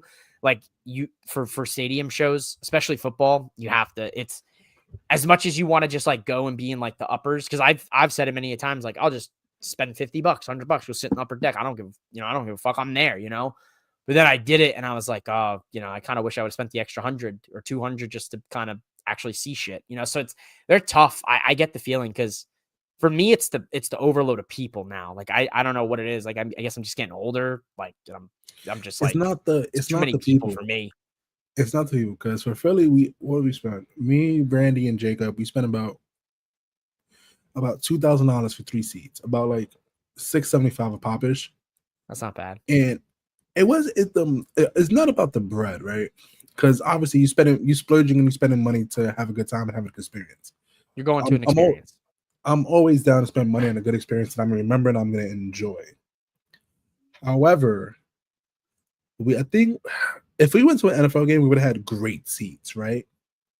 But since they stripped the field off the floor and they put the ring in the middle of the field, you know what I mean? It's like trying to watch something that's going on at the 50. Yeah. So it's like we're watching. We could see what's going on. Like we could see what's going on. Like where did you guys sit in Philly? What section? I can't even tell you. I can't even. I'll check my Ticketmaster to see if the old tickets pop up. But because like I could have swore you guys said you guys were like with 200 level, so like you guys were like mid stadium, which is not bad. No, if it was 200, it was like very, very front rowish. You know what I mean? Ticketmaster asked me to sign it. I'll do that. I'll text you on the sign. Yeah. You know what I mean? It weren't, like I said, if it was for a football game, amazing seats. Yeah, but for wrestling, but for wrestling, they stripped the field right down in the middle. I just don't like the stadium shows. They're tough. It's like we went to, my brother-in-law took me to the Barclays Center for Christmas last year for SmackDown, and That was cool. Me personally, I'm a Knicks fan, so I hate the Barclays Center regardless. It doesn't matter. Fuck the Barclays Center. We had a really good seat. We had really good seats. Like we were like two rows from the entrance. That's looking at that was dope. You know what I mean? I never heard a Tommy Gargano fan in real life ever in my life, but that was interesting. She was going crazy for Tommy Gargano. But Johnny Gargano? Tommy, Johnny, Mr. Gargano. whatever that was name is. This fool just said Tommy Gargano. Oh my god. Whatever his name is. But oh shit, we got a view on Twitch. Oh shit, who's watching us on Twitch? Yo, shout out to Twitch, dog. Yeah, I just click things. Yeah, but it was crazy. But I do love going to events at the Garden because obviously the Garden is a sacred place. But it's just like I don't like going to WWE events because just mad kids. You know what I mean? And it's like I feel like I can't really enjoy it because it's like I just want to like. God, you have a kid. Yeah, but fuck them kids. Not my kid though, but like fuck them. I love my son. That's like going to Disneyland and saying like, "Damn, there's a lot of fucking kids here." No shit, dude. It's Disneyland. It's WWE. No. So I just my point being is like I want to be able. Like when I saw Chris Jericho wrestle, I was yelling Medicaid at him the whole entire time. You know what I mean? I was chanting at him to go sign up for AARP. You know what I mean? AARP. I was chanting Medicaid. The people, the fans were looking at me like you're so rude to him. I'm like, he's washed. He's washed. I can't do that. I can't do that at a WWE event because there's other parents. SSA.gov. It's like, yeah, you know what I mean? There's parents so nervous about bringing their kids out because it's a scary world out here. So I gotta be respectful with the kids. The kids tell me things that I know. They're like, yeah, this is him. I was like, oh, really? I'm in father mode. I'll tell you right now, Arizona must be different because I was at a WWE show, the SmackDown. Tiffany cashed in, and there was some dude just saying, "Tiffany, let me lick you," and they didn't throw his ass out. Yeah, listen, that's expected. The security guard was like, sounds about right. Can't do that. That's diabolical, dog. You're not talking about saying some crazy shit in front of kids. Like, that's diabolical. Like, the craziest New York got was when was last year's SmackDown, and Jalen Brunson came out, and you told me they muted out the rest of the Fox broadcast because we was just wilding out the whole entire time. And from the top of my lungs, I was like, I would run into a table for Jalen Brunson. And this guy and his girlfriend was like, same. Yeah. Oh my god. We would commit sins for that, man. Oh my god. Like a love cap. It was such a great experience because it wasn't expected. And my man, that's why I kind of hated the Knicks had a road game. Like, how come we couldn't have a home game that Tuesday? So instead of Scatterboo, we had Jalen Brunson just pop out. Why are you hating on Scatterboo, dog? I'm not mad at Scat. No, I'm not. Of course, Arizona, but I'm not mad at Scat. I like Scat. I just rather have been Cat. You know what I mean? I'd rather be Jalen Brunson. All right. Listen, that hit the Daily News. Did you see it? Listen, let the man live. He's already going through something. He already dislocated his ankle. What more do you want from him? That shit made the Daily News front page of the sports. You know, it's mad funny. That's how crazy. That's how crazy it was. And I called that on the nightcap. I said, this will be the fucking cover of the New York Post sports section is what I thought. I didn't expect the Daily News to be. I thought the Daily News out of the two was. I remember the Daily News was solid back in my day. Back in your day, what was this? Fucking 2004? Yeah, like somewhat solid. Because that was the paper my pops would, that's the paper my pops would get. You know what I mean? Nah, man, fucking, it's rough. Management definitely told them, they was like, yeah, you can't go to no more public events for a little while. See, that's just fucked up because even he had to come out and tweet about that and be like, yo, like I'm having fun. Like, we were taken care of. Like, there was no, cause for concern. Like, and the fact that all those New York sports guys were just running that shit, I heard all of that, this week on. Listen, it's ridiculous, dog. It's ridiculous, dude. The guy's, it ain't like his fucking ankle's gonna get any worse. It definitely can't. That would be crazy if it did.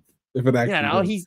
He's in a boot and he's standing up still at a barricade, holding himself up. What do you want from the guy? What do you want from me? Nah, it's generally crazy because as a Knicks fan in general, I don't like listening to sports media because they're extremely negative for no reason. It New doesn't York matter sports what. media sucks. They're rough. You can win 200 games in a row, but let you lose that 201st game, and they're acting like the 200 games didn't never even happen. Didn't matter. Nothing mattered. You could have won 10 straight chips. It does not matter. That's East Coast sports bear. Philly's the same way, dude. The only team who doesn't get this, who deserves to get this slander, is the Yankees. The Yankees don't get the slander. Nah, they got cut up pretty bad in the offseason with the New York in the playoffs with the New York media. They got cut up pretty rough. Makes my heart warm. Well, they deserve it. I cut them up too. I'm a Yankee fan. All of them. I'll walk into that clubhouse and I'll fucking tell each and every one of them get their acts together because that was a joke of a year. And Aaron Boone should be sent in a rocket right for the moon. Jesus Christ. Yeah. So anyway, wrestling. Wrestling, full gear. We talk full gear. Yeah, I'm looking for the link right now. Grapple. Move. Rest hold. Sleeper hold. Yeah. Ankle hold. Well, we might as well do an ode to Chris Jericho here with the list of 1,000 holds. Arm bar. Hold up. I'm trying to resting arm bar. Let's see how many holds you actually know. While I use this time. Boston crab. Single leg Boston crab. All right, so we actually have a pretty decent card. Let's start from triangle choke. Where are we starting from, Captain? Let's start from the 0 hour, shall we? We have the Workhorsemen. Never heard of these people day in my life. I'm not even gonna act like I did. You know what I mean? I don't know who these people are. Versus Eddie Kingston, my favorite New Yorker, and Hook. I don't understand the lore of Hook. Like I kind of seen in the beginning when he was mysterious and he didn't say anything, but now he's talking and I just don't see it.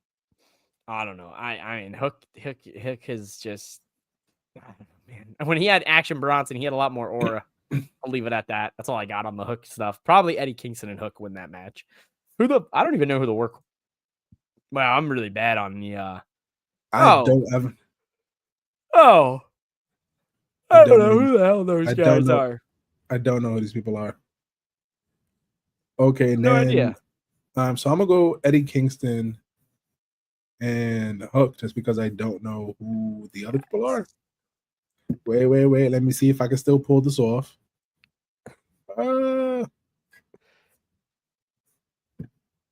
Aha! No, that's logo. Oh, baby. Do you see the next oh, look at this. Margarita. Okay. The margarita. Okay. This is margarita matches. This is margarita matches. That's awesome. Mark is gonna look at this like, how did you change everything in 2 hours? I don't know. I don't know. I did anything. This match is gonna be. Is the Workhorseman and Eddie Kingston Hook a margarita match? Yeah, absolutely. That's the kind of match that you get hammered for, and you black out and you don't watch the rest of the card. No, then we have... that is not the blackout match. I'll give you the blackout match when you get to it. When you see it, you're gonna know. El Sky team versus the Don Callis family. That's not a margarita match. That's actually pretty cool. Mystico and two other luchadors. I'm so bad. Yeah, Neon and Mascora Dorada. Yeah. So Hechicero's in the mix. That's my guy, the sorcerer himself. Oh, he's the one with the fireballs. Yes. Yeah, he's fucking sick, dude. Hechicero's Stan. I'm going for the El Sky team only because Takeshita and Okada just can't get it together ever. No, yeah, it's fair. I'm gonna get margarita match or no? No margarita match. It's pre-show. This is a solid pre-show match. I'll give them this. Oh, this is a CMLL World Trios Championship. Oh, that's interesting. I'm giving the win to the Don Callis family. Why is this a 0 hour match in the first place? Because they got a bunch of shit on this card right now. I know I see it, and they kind of Photoshop Okada Championship on. Kind of crazy. All right, so we have Boom and Doom versus RPG Vice. Boom, boom, boom, boom. Chano Hayes hosting 4 sides of the ring, gets 5 big booms. Boom, boom, boom, boom, boom. This is a margarita match if I've ever seen one. There's nothing else they can. There's nothing else they can do to physically pop me. You know what I mean? They just can't do it. They call me with the spear. Unless AJ's doing like a choke slam, you're not gonna catch me. I need the Rizzler. All I need is the Rizzler. He's 7 years. He's a 7-year-old boy. You know what I mean? All right. Margarita match or no? For Boom and Doom versus... Nah, I'm locked the fuck in for that, dog. Who you got winning? I got Boom and Doom, baby. Boom. I didn't even know how they have an AEW contract. That's kind of crazy. They got t-shirts and Hot Topic, dog. The Rizzler. I can go to my local Hot Topic right now and go buy a Rizzler t-shirt. I choose not to. This is the last match for the 0 hour. We got a $200,000 tailgate brawl 4-way tag team match. I don't understand what's good with all these money matches. Are they actually getting these cash bonuses? Yeah, I think so. I genuinely think they're actually getting $200,000. Are these matches shoots? You know what I mean? Listen, if there's $200,000 on the line, I might have to stab you. I might have to take a kidney out or something. Like you might not make it through. That's what I'm saying. Are these shoots? What's going on here? You might be calling me New Age New Jack at this point. I might be shooting you. Oh man, we got Anthony Bowens and Max Caster. So they're back together now? Not together. I think just working together for $200,000. You have my favorite tag team in AEW, the Outrunners. Those guys are great. They dropped the ball on them. Big time. Brian Keith and Big Bill. Big Bill's a Knicks fan, so shout out to my boy Big Bill. And the Bang Bang Gang. They letting Juice grow back out his beard. Good for Juice. Who do you have winning this match for 200 bands? I got the Acclaim and I got them scissoring after the match. I got oh man, I honestly don't know. I think I'm gonna go Outrunners. I think those are the perfect two guys to win $200,000 and run a story on television of them buying stupid shit with $200,000. If they're a tag team from the 80s, they're not buying stupid shit from the 80s. They're not buying stupid shit. They're buying blow. They're buying coke. Yeah. 1,000%. So can we even say that? I don't even think we could say that on. I mean, until the founder pulls the plug, I'm gonna say whatever. Founder might pull the plug soon. So, okay, we have the 4-way tag winning team pick semifinal match stipulation. We have Marina Shafir and Megan Bayne, Tori Stolman and Mina Shirakawa, the Babes of Wrath, which is Harley Cameron and Willow Nightingale, and the Sisters of Sin, which is Julia Hart and Sky Blue. They're pushing the tag team. I'm actually really happy they're actually pushing it and sticking with it. It's actually really dope. I'm glad that they decided to make the tag titles for the women the same as the tag titles for the men, because that made everything feel even. That made it feel like an equal division. Oh, like the belt design? Mm-hmm. Oh, that's interesting. No white straps. It signifies no white straps. Nope. White straps have broken me.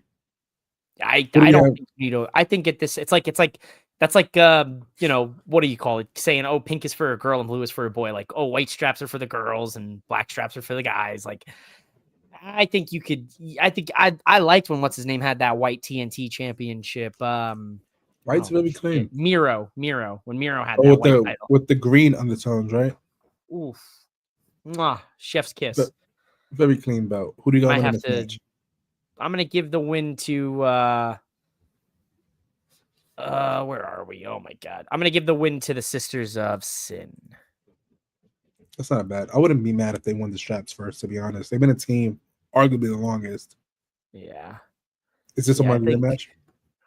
No. Women's division has been carrying AEW. I think the women's division blew out the men's division in Blood and Guts 2 weeks ago.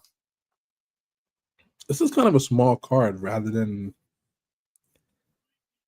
There's only 5 actual online. Oof. No, there's oh my god, there's a lot of matches. I scrolled up and I was like, oof, never mind. Oh, there's a good chunk of matches here, dude. You got 8 on the main card. You got so 4, we got 5 Pac, on the pre-show. We got Pac and Darby Allin. I'm assuming Darby's still beefing with everybody from here. Yeah, I just want Pac to stay healthy, man. Such a talent. Such a talent, man. Oh, this is interesting. So backstage Saturday Tailgate Brawl is going to be on HBO Max and TNT at 7:00 Eastern, and then the pay-per-view is going to start at 8:00 Eastern. So this is kind of like a national televised pre-show. I'm not gonna hold you. This is what 4. This is 4 matches on a pre-show. Actually, 5. Or actually, no, 4 on the pre-show. Yeah. The Full Gear card starts with the tag, the 4-way tag with the women. So yeah, you're right. Kind of a lot of matches in an hour span. I mean, I don't expect the Boom and Doom match to be a long one. No, 4 matches in an hour. That's call it 20 minutes a match, if that, 15 minutes a match. Listen, WWE broke, hyping up the show. WWE broke me. I don't see things like this possible anymore. Okay, so who do we got between Pac and Darby Allin? Probably Darby. He's on a little heater. I will give him that. You got to get him back to the world title picture at some point. I don't think he wants it, man. I think. Well, I mean, he either wants to fucking jump off things and crash and burn, or he's gonna want the world title. Either one. I don't think he values the world championship to what he does as a wrestler, and I'm not mad at it. He could be a guy who never wins it. I think TK will give it. I think TK will force the strap on him at some point. Okay, Margarita match or no? No. Yeah, actually, yes, Margarita match. I'll take a drink for it. All right, we have $1 million match. Jesus Christ, are we shooting for these matches at this point? No, we're just $1.2 million on the line here in this show, and I'm surprised that, Yeah, let me say TK is a generous boss because this is this is getting out of hand. I mean, just open checkbook. Those ticket prices might go up now. They might fucking shit. They have a choice. They're giving out fucking $1.2 million on a PLE card. All right, so we have Kenny Omega and Jurassic Express versus Josh Alexander and the Young Bucks. I will say the Young Bucks being broke is probably the best things on AEW. By far. By far is the best thing on AEW. Them being broke and not being able to afford anything is great. It's great television. That has been probably the best direction they could have went with the Young Bucks. It's 100%. Incredible. It makes me appreciate them more. I'm not gonna lie. I'm not a big Young Bucks guy because I didn't watch the peak of the Bucks. And obviously they're a little bit older now, so they're not as athletic. They're not doing as crazy shit. So I don't see the hype. But I have the Bucks winning. They were a special tag team. I got the Bucks winning the Millie and the Elite getting back together somehow. I think Kenny's on borrowed time. But I don't think he's mentioning it. You know what I mean? But I do believe he's on borrowed time. Did Kenny goes to WWE? Hell no. I'm gonna give the win to Kenny in the Jurassic Express. Let the Young Bucks be broke some more. The thing is, because Kenny Omega can do whatever he wants with AEW. You know what I mean? Kenny's at the point of his career, he doesn't need WWE. You know what I mean? Yeah, but you don't think that's gonna haunt him? No. I think so. That haunt me. Why? Think about it. Kenny has wrestled in every major wrestling promotion except one. The biggest of all. The longest, the historic company that has been tried and true for decades. Generations. I think if he does, I think it's a 1-year contract. I think he has to take. I think you have to give him at least. So I think the Young Bucks show up in WWE at some point. I think at some point, trust me, I genuinely feel that Kenny and the Young Bucks at some point will be in WWE. They will lose the AEW titles and shit. It's not worth it for them. It's not worth it for them, but I think either one of those two would end up hopping over. I think you got a better chance of maybe Kenny just taking in a year in WWE and just kind of saying, look at me, I'm in WWE. The only way I think they do it is if they commit to the Elite versus the Bloodline. and you could finally settle it. You could finally settle the Usos versus the Young Bucks. That's all you need. Just a year of that. A year of the build of that till Mania. You know what I mean? Yep. Just a year. Not even a year. 6 months. Not even 6 months. They pop up at the Rumble. You know what I mean? Or the Monday, or the Monday after the Rumble, and they build it. 4 months. 4-month contract. That one match. It'll be margarita match or no? No. Kenny Omega's involved. No margarita match. Shit, I'll drink for Kenny. All right, we have John Moxley versus Kyle O'Reilly. This is kind of margarita-ish for me. I'm not a big no holds barred match as well. They made it a stipulation last night. Yeah, Mox is putting people over. Yeah, probably Kyle O'Reilly win. Yeah, he's putting them over. I'm not mad at it. Yeah. I'm drinking this match. I'm not a big Mox guy either. Oh, I'm taking 16 shots during this match. I don't blame you. We have the Full Gear Casino Gauntlet match to determine the first ever AEW National Champion. Oh, TK, I miss AEW for a month when we adding a new championship. Oh yeah, new championship, national championship. Basically, kind of like an ode to the NWA's national championship. There's been a lot of discussion between the actual NWA national champion and Tony Khan on Twitter when this was announced. I could imagine. Actually, that was an interesting conversation. And I mean, I don't know what you do lineage wise, but you know, that's a weird thing unless silently TK bought NWA. That would be the only way to actually make it make sense. You know what I mean? Could see it. TK could have said, you know what, you guys made your agreement with TNA. Well, I'm gonna go see what NWA's got. We'll see.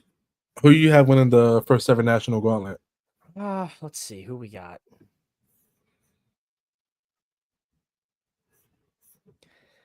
Let's see. Ricochet, Shelton, Kevin Knight, Speedball, Bobby. Others to be announced. Give me a returning. You're gonna love this. MJF? Give me a returning MJF. That's not bad. I see that one in the bag. All right, we have Kyle Fletcher and Mark Briscoe, TNT Championship, no disqualification. If Briscoe loses, he has to join the Don Callis family. The Don Callis family is like the NWO. The Don Callis family is a very strange. It's the NWO. Say what it is. It's the New World Order. But it's not. It's like with all these portraits of half naked men Don Callis be making. It's like It's the NWO. Yeah, something. It's the NWO if Hogan was unhinged and had a little bit of a volume. Yeah, if you know what I mean. If Don Callis was a little extra horny for big meaty men. It's NWO if you like big meaty men. I don't understand the Don Callis app. I'm not even gonna lie to you. I just the fuck is to Don me, Callis? You know who's the GOAT manager? Stokely's the GOAT manager. I'm talking about. Wait a minute. Who you have winning this match? Fletcher or Briscoe? I gotta go Briscoe, man. I don't think Fletcher. I don't think he's joining the Don Callis family. What are you, crazy? Shit, I got Fletch. Fletcher's the GOAT. Margarita match or no?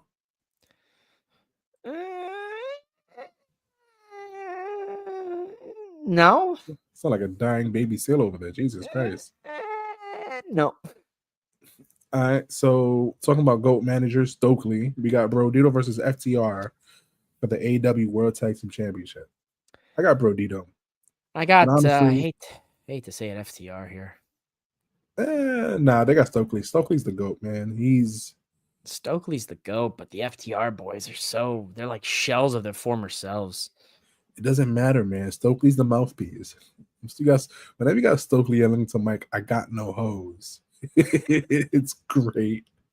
Stokely does nothing wrong in my mind. Yeah, that was top. That was top tier. I mean, I have to say, I do enjoy Stokely. I was sad when they took Stokely away from Statlander so quickly because that was actually really working. That was really working.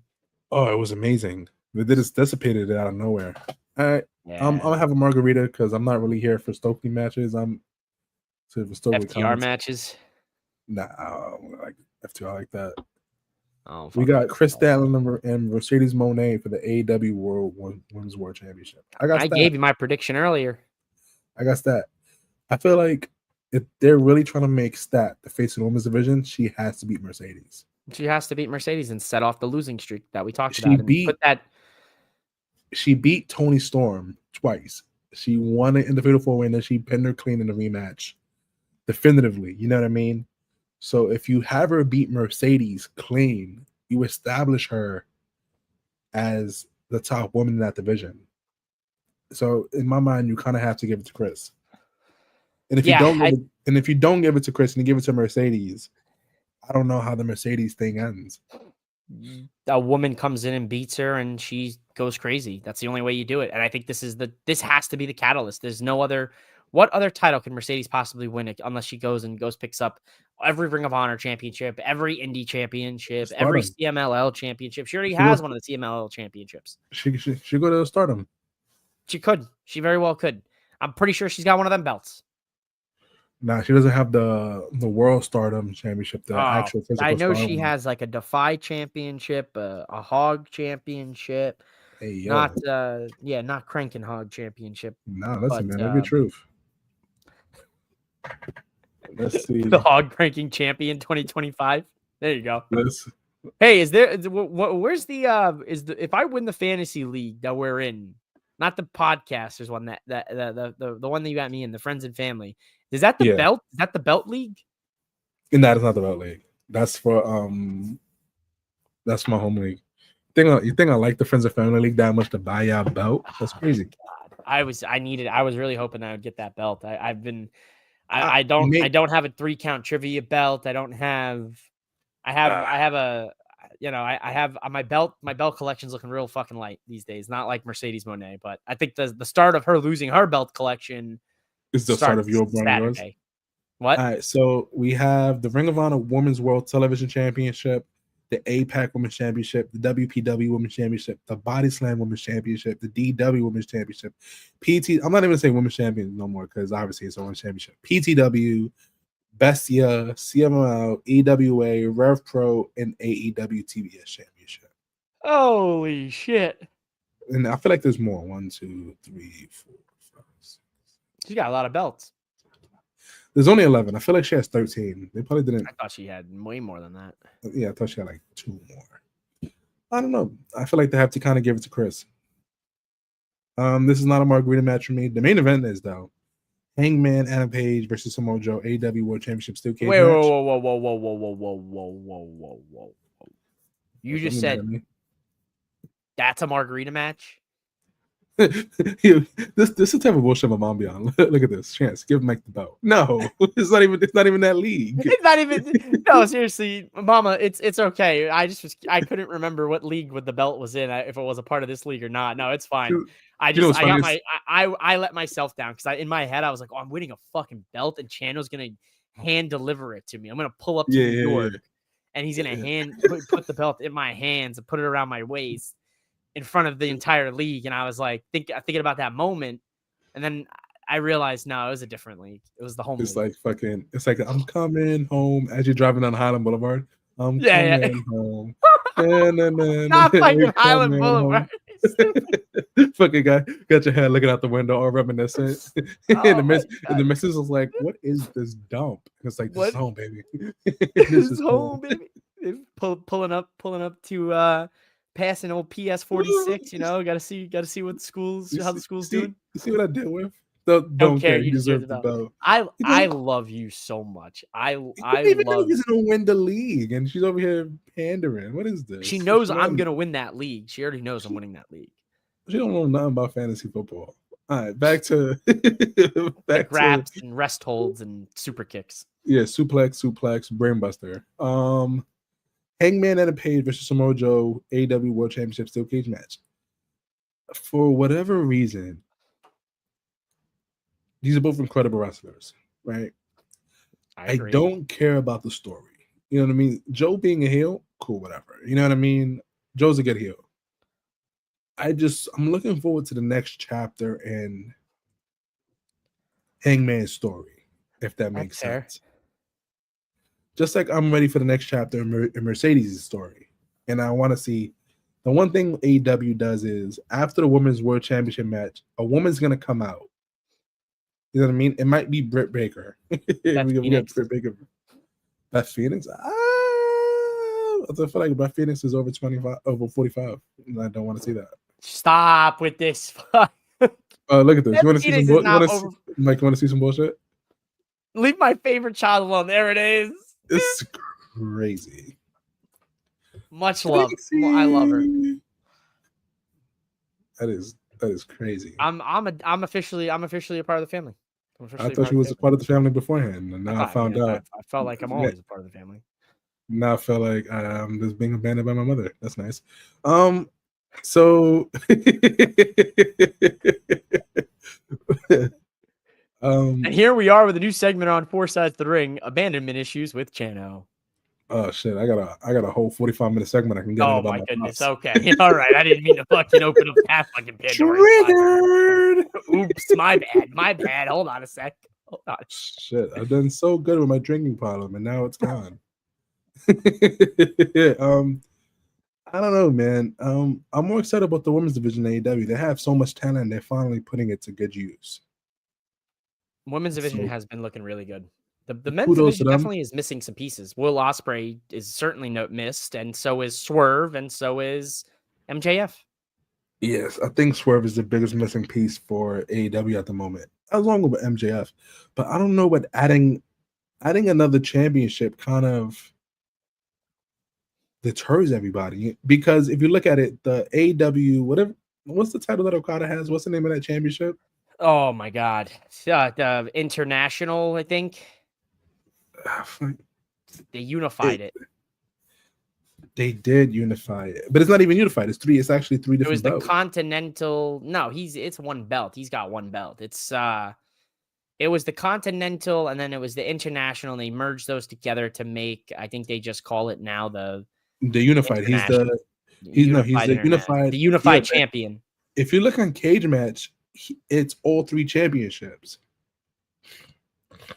I'm gonna be honest, but I don't really be looking at Cage Match like that. That is big. I'm already on the site. You know what I mean? It's just easy for me to look at. Let's see what AEW enlisted as. I'm already on the AEW site. Unified Champion. Yeah, Unified Champion. Yeah, he's still the AEW Continental Champion. Yeah, I guess that they are still three different belts. They are recognized as three different belts. So he's the AEW Continental Champion, he's the AEW International Champion, he's the AEW Unified Champion. So I guess all three of those belts are still in play. And it's like, what happens when he loses those championships? Because you gotta have no fucking clue. You want to have 1, 2, 3, 4, 5, 6 6-man championships, but it doesn't feel that way because Okada has 3 of them. Yeah, it's also, I did not know Ace Austin joined the Bang Bang Gang. Yeah, he did. That's crazy. Nah, it's good because you still have one of the guns got hurt. See, I didn't see that. Yeah, one of the guns got hurt, and instead of putting both of them on the shelf, they're letting them rock out, which is dope. I kind of like that a lot because the guns got put on the shelf due to one of them being on injury anyway. You know what I mean? Yeah. So they still got Danhausen on the active roster and Chris Jericho. I don't know what they're doing with Danhausen. TK's too good of a dude, too good of a guy letting people collect checks. I mean, Danhausen is WWE bound. Yeah, all his friends are in the company. Punk, Ricky, that's like he's gone. He's going. He'll be a perennial NXT guy. He'll just hang out in NXT, Danhausen. Get his cast of magic spells. That's not bad. That's a great gig, man. If I could be an NXT talent for my entire career, dog, just hang out in NXT, live in Florida, Orlando. I'm right by Disney World, dog. Go to Disney whenever the fuck I want. I wrestle whenever, every Tuesday, dude. I'm thriving. That's a thriving career. That's actually not bad at all, especially if they're paying you decent. I mean, much to the dismay of what Jasmine Nix and Gigi Dolan have said in interviews, that some contracts are as low as $30,000, but I feel like that's if you're nobody. Like, I feel like if you already have a background, I feel like you're at least getting maybe $50,000. You know, Well, you got to think about it. Most of these, especially in I forgot what her name was, the Jasmine Nix. She didn't have a wrestling background. She had a soccer She came from background. modeling. She's soccer and a model. Yeah, so you know what I mean. So they probably offered her an initial good one to come down and practice. The second contract was like 70, 80K, and then they're independent contractors. They have to go get their own medical insurance. Own medical shit. Yeah, no, it's not a life for everybody. You know what I mean? Like, you know, independent wrestlers wrestle their entire lives on the indies, and they're doing that on their own pocket. They're working as, you know, CPAs on the side. You know, but like Jasmine Nix will be fine, as in the words of Mrs. MOWM, she'll just be a Fashion Nova model and she'll make money. She wants to still wrestle. Oh, does she? I didn't know she actually wanted to still wrestle. I know her boyfriend is like some fucking streamer guy who's kind of like a scumbag, but I mean, who am I? I'm also a scumbag. Yeah. So. No, she still wants to wrestle. She debuted a new gear that she wants to go wrestling. I think she's just trying to figure out her dates and whatnot. I think out of all the NXT girls that have got released, I think there's only one that's never going to wrestle again. Oh, which one? Oh, Cora Jade. Yeah, I don't think she'll ever wrestle again. Nah, she honestly doesn't need to. You know what I mean? She certainly doesn't, but she's making. I mean, I don't know what happened there, man. It's like a case of like, oh my god, look at the potential that you just like threw away. Like you just threw that all away. I don't think she threw it away. I think her doing the OF gives her the ability to reassess what she wants to do, short term and long term. Because now money's not the issue. You know what I mean? Now you can breathe a little bit. Imagine if you had a little bit of fuck you money coming in every single month to reassess how you wanted to live your life. You'd be patient with it. If there was a demand for an MOWM OF, absolutely. Fuck yeah, of course. You want the MOWM OF? Gladly, I'll be on that shit. Just daily. DM Mrs. Mother off Mike. She has to green light all subscriptions. Yeah, no, 100%. Everything needs to be ran by the Mrs. Before any movements are made. And it's not going to be full frontal. You're going to get just lewds. It's going to be purely lewds. No, it's gonna be the only picture you're gonna get is just pure asshole photos from all angles. I was just gonna give you chest hair. I was just gonna go pure chest hair. You'd get to see more than just the 5 inches that you get to see when I wear V-necks. No, just pure asshole photos. Like, what is this? Just pure asshole photos. Go from you got. I mean, it's right there. The name's there. Mouthing off with Mike. It's multi-use. It's multifaceted. And then if the other Mike joins on, you got a mouthful of mics. Yay. I don't know where other Mike is. Other Mike is I don't know. He's locked somewhere up. I locked him up in a basement somewhere. He's fine. He's getting food and water daily. It's fine. That's man fucking funny. I've been running Boom Broadcasting this whole time, actually. It's been me the whole time. It was me all along. It was just me with a face filter. There was never another Mike. There was never another Mike. Just me. I actually have early onset schizophrenia. So overall, how do you feel about this AEW pay-per-view? It's gonna be an interesting one. Am I willing to spend $50, $30 on this pay-per-view? Probably I'll spend $30, do the HBO Max thing, see how that streaming goes. Will I be? I'm sure. See, that's the thing with AEW shows. It's like the card seems kind of underwhelming on paper, and then the action just delivers. Like it just comes through. Those are the best cards. So, I mean, I think this card has strong potential. I think Hangman and Joe is going to be very good. I think we're going to start seeing some. I think Full Gear is a start of some returns. I think MJF definitely number one. I don't know what Swerve's timeline is. Maybe Swerve back in the mix here. We had I think it was meniscus. It's been about 8 months since we've seen Swerve, so I could see him. It hasn't been 8 months. Has it not? Oh my god, it's terrible with time. I said 8 months. It was like he's been gone since September. Oh, he did All In, and then he left and said. Then I think he did like another 2 weeks. Oh, forget it then. Yeah, he ain't coming back. So MJF probably a big return. MJF, and then we see where that goes. And I mean, I think Hangman will retain the title. I think we'll set up his next challenger after Samoa Joe in some capacity. Maybe it is MJF. Maybe it's somebody off the wall that we haven't even thought of. Doesn't MJF still have the contract? Technically, he does. Yeah. So, I mean, it could be an MJF return after a steel cage match and he cashes in his little contract. That's a possibility here. Doesn't he need to announce like a week before? I thought he could announce it that show. I thought he had to announce it like before the match happened. Nah, I think he has to announce it a week before because they're trying to get away from comparing it to the Money in the Bank contract. Oh, well, that's fucking dumb. Anyway. Unless he went on social media, he dropped it like in very small print in a photo. You know, some scumbag shit. He dropped a selfie, and I was like, and his hair. It's like I'm using my contract next week after the thing. That's some very scumbag MJF stuff. But for the most part, I think that's our show.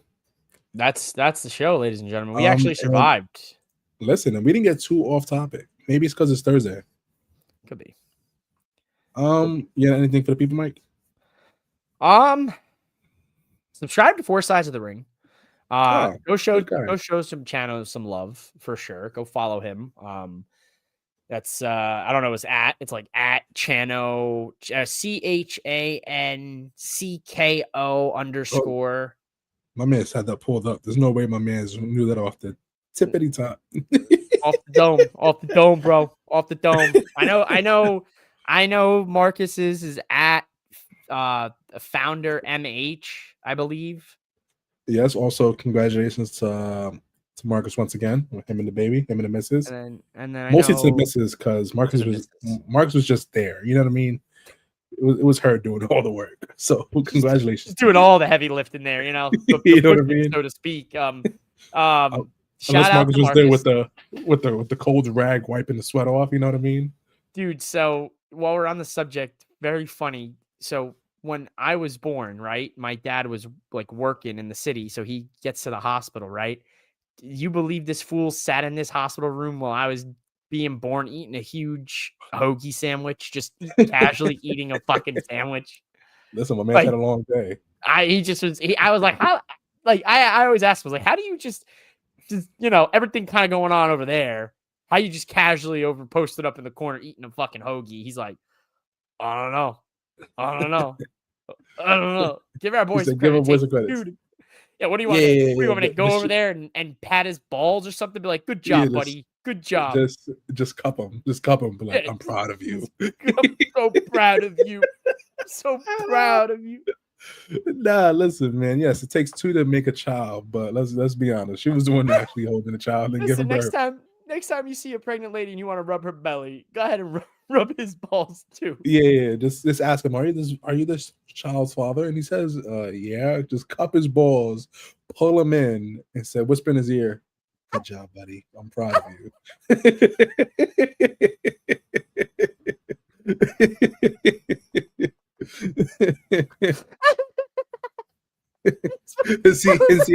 and see how far that takes you. You know what I mean? Just if you need an actual technique, just where's my camera? Just grab the balls, pull them in, go to his ear, and be like, "I'm so proud of you, buddy.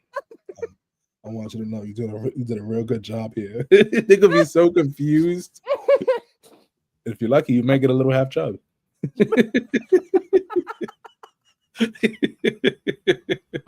That's how you know you did a good job. Subscribe to the OF. See it all. You fucking pre-primed him. That's how you know. That's how you know you did it properly. You gotta get a little chubby on. Fucking. See what you did, Mark. You were fine. You're doing so well, Mark. I'm so proud of myself for being a professional. You're doing so well. Now I got my ribs hurt from laughing so hard. Now I gotta hope Marcus will listen to the last 5 minutes of this podcast. But I hope that he never gets to this.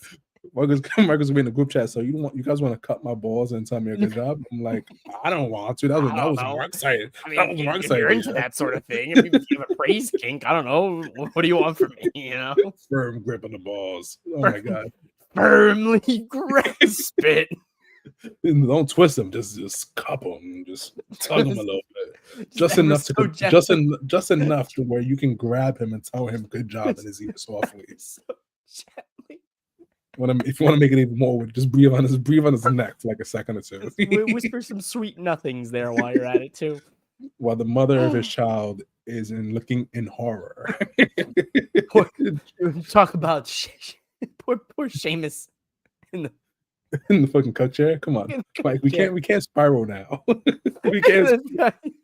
You're gonna do that poor woman like Sheamus in the coach chair for the Intercontinental Championship. I hope he never wins it. No, don't say that. I don't want that to be a reality. I hope he never wins it. And then when he gets inducted to the Hall of Fame, they set up a chair in the corner with the Intercontinental just sitting on it. And he couldn't have it. He could never have it. Literally, that's the perfect way to induct him to the Hall of Fame. Just have the Intercontinental Championship watching him in the coach chair, because that's the title he'll never win. You're so. I'm tired of people. 2 hours. Yeah. Now I'm spiraling at it. I'm not going to another 2-hour tangent about how Sheamus is. I'm tired of WWE giving championships to people just so they have a Grand Slam career. It means nothing now. The goddamn Sheamus be a Grand Slam. No. Let him be the cuck he is. Goddamn it. No. My man's won the WWE Championship a month in. You know what I mean? Yeah, he beat John Cena tables match Monday Night Raw. He doesn't need it. Why does he need it? Let my man be a cuck. He does not. He needs it. It's not like he gets a bonus. If he was to be like, yeah, I get a bonus for being a Grand Slam champion, I'm like, I respect it. You know what I mean? What is it? You know, I know what's going to happen. And Triple H is going to grab him by the balls, cup him, whisper in his ear. You did a good job, buddy. I'm proud of you. From now on, when everybody he's gonna hit him with the you did a real good job, buddy. Proud of you. Honestly, I want to believe that's what happens every single time somebody wins the championship in WWE. Triple H just cups him by the balls and just grabs him in and tells him, did a real good job, buddy. I'm proud of you. You know what I mean? What did Tony Khan kiss him on the lips? You know? This is wild. What did Mike say? Sheamus beat Cena in the tables matchup. Mark, we don't know anymore. We don't know what we're saying. Wait, what do you mean, Mark? I swear on everything. Sheamus beat Cena in the tables match on Raw. Was it not Raw? No, it's TLC. Oh no, the year. Yeah, now you got my man spiraling. After we finish recording, he's gonna be in a corner of the shower. Cold water just went in. It wasn't. It was TLC. What do you mean it wasn't Raw? It was Sheamus. Oh no, dude, it's over. The brain. There's too many holes in my brain. Yes, Sheamus. Yes, it was TLC. Tables, ladders, and chairs. December 13th. Yeah. 2013. Yeah, 23rd. No, December 13th. I actually don't know the December. What was the year? I think it was 15 years ago. 2010. It had to be 2010. Maybe. I don't even know. Let me see. 2009. Shut up. Yo, we're old. We're that old? Yeah, we're washed. Yeah, we really are washed. Holy shit. Yeah, we're washed, man. Oh man, that was. You want to get your plugs up before we spend 2 hours spiraling, because Mark knows how to get us to spiral out of control. Mark Wade knows way too much. Follow me at MOWM_podcast. I will be live tomorrow night on Boom Broadcasting for the nightcap. It'll be just me, Oos. Day one shit, yapping about the graps like I usually do. Next week, catch me because it is the week of Thanksgiving, so I have a treat for all of you. Might as well use some of Chano's budget here and Four Sides of the Ring airtime to make an announcement for Mouthing Off with Mike. I will be live next week for Monday Night Raw. I will probably be live for NXT on Tuesday. I will be live for Wednesday Night Dynamite before Thanksgiving. I'll be live Friday night for SmackDown, and I'll be possibly live at Survivor Series if the missus is convinced. I told you know what? I hope she's listening right now. Listen, she probably is. She might storm in this door and beat my ass to end the show. Honestly, I make for some great views, so I wouldn't be opposed to that. She's already said that she wants to. She was going to get the chair if I kept this Survivor Series talk going, and then I doubled down on it today by asking, my one true king, Cody Rhodes, if he could convince the missus to let me go to Survivor Series next weekend. But it's been radio silence from my mutual follower Cody Rhodes on Twitter. So yeah, fucking listen. I told you, you want to go to Survivor Series. You're gonna gotta get down on one knee. I better. I'm. Listen, I get down on the knee easily for that one. Bend the knee real quick. Just go to some, like, you didn't do it because you love me. You did it because you want to go to Survivor Series. No.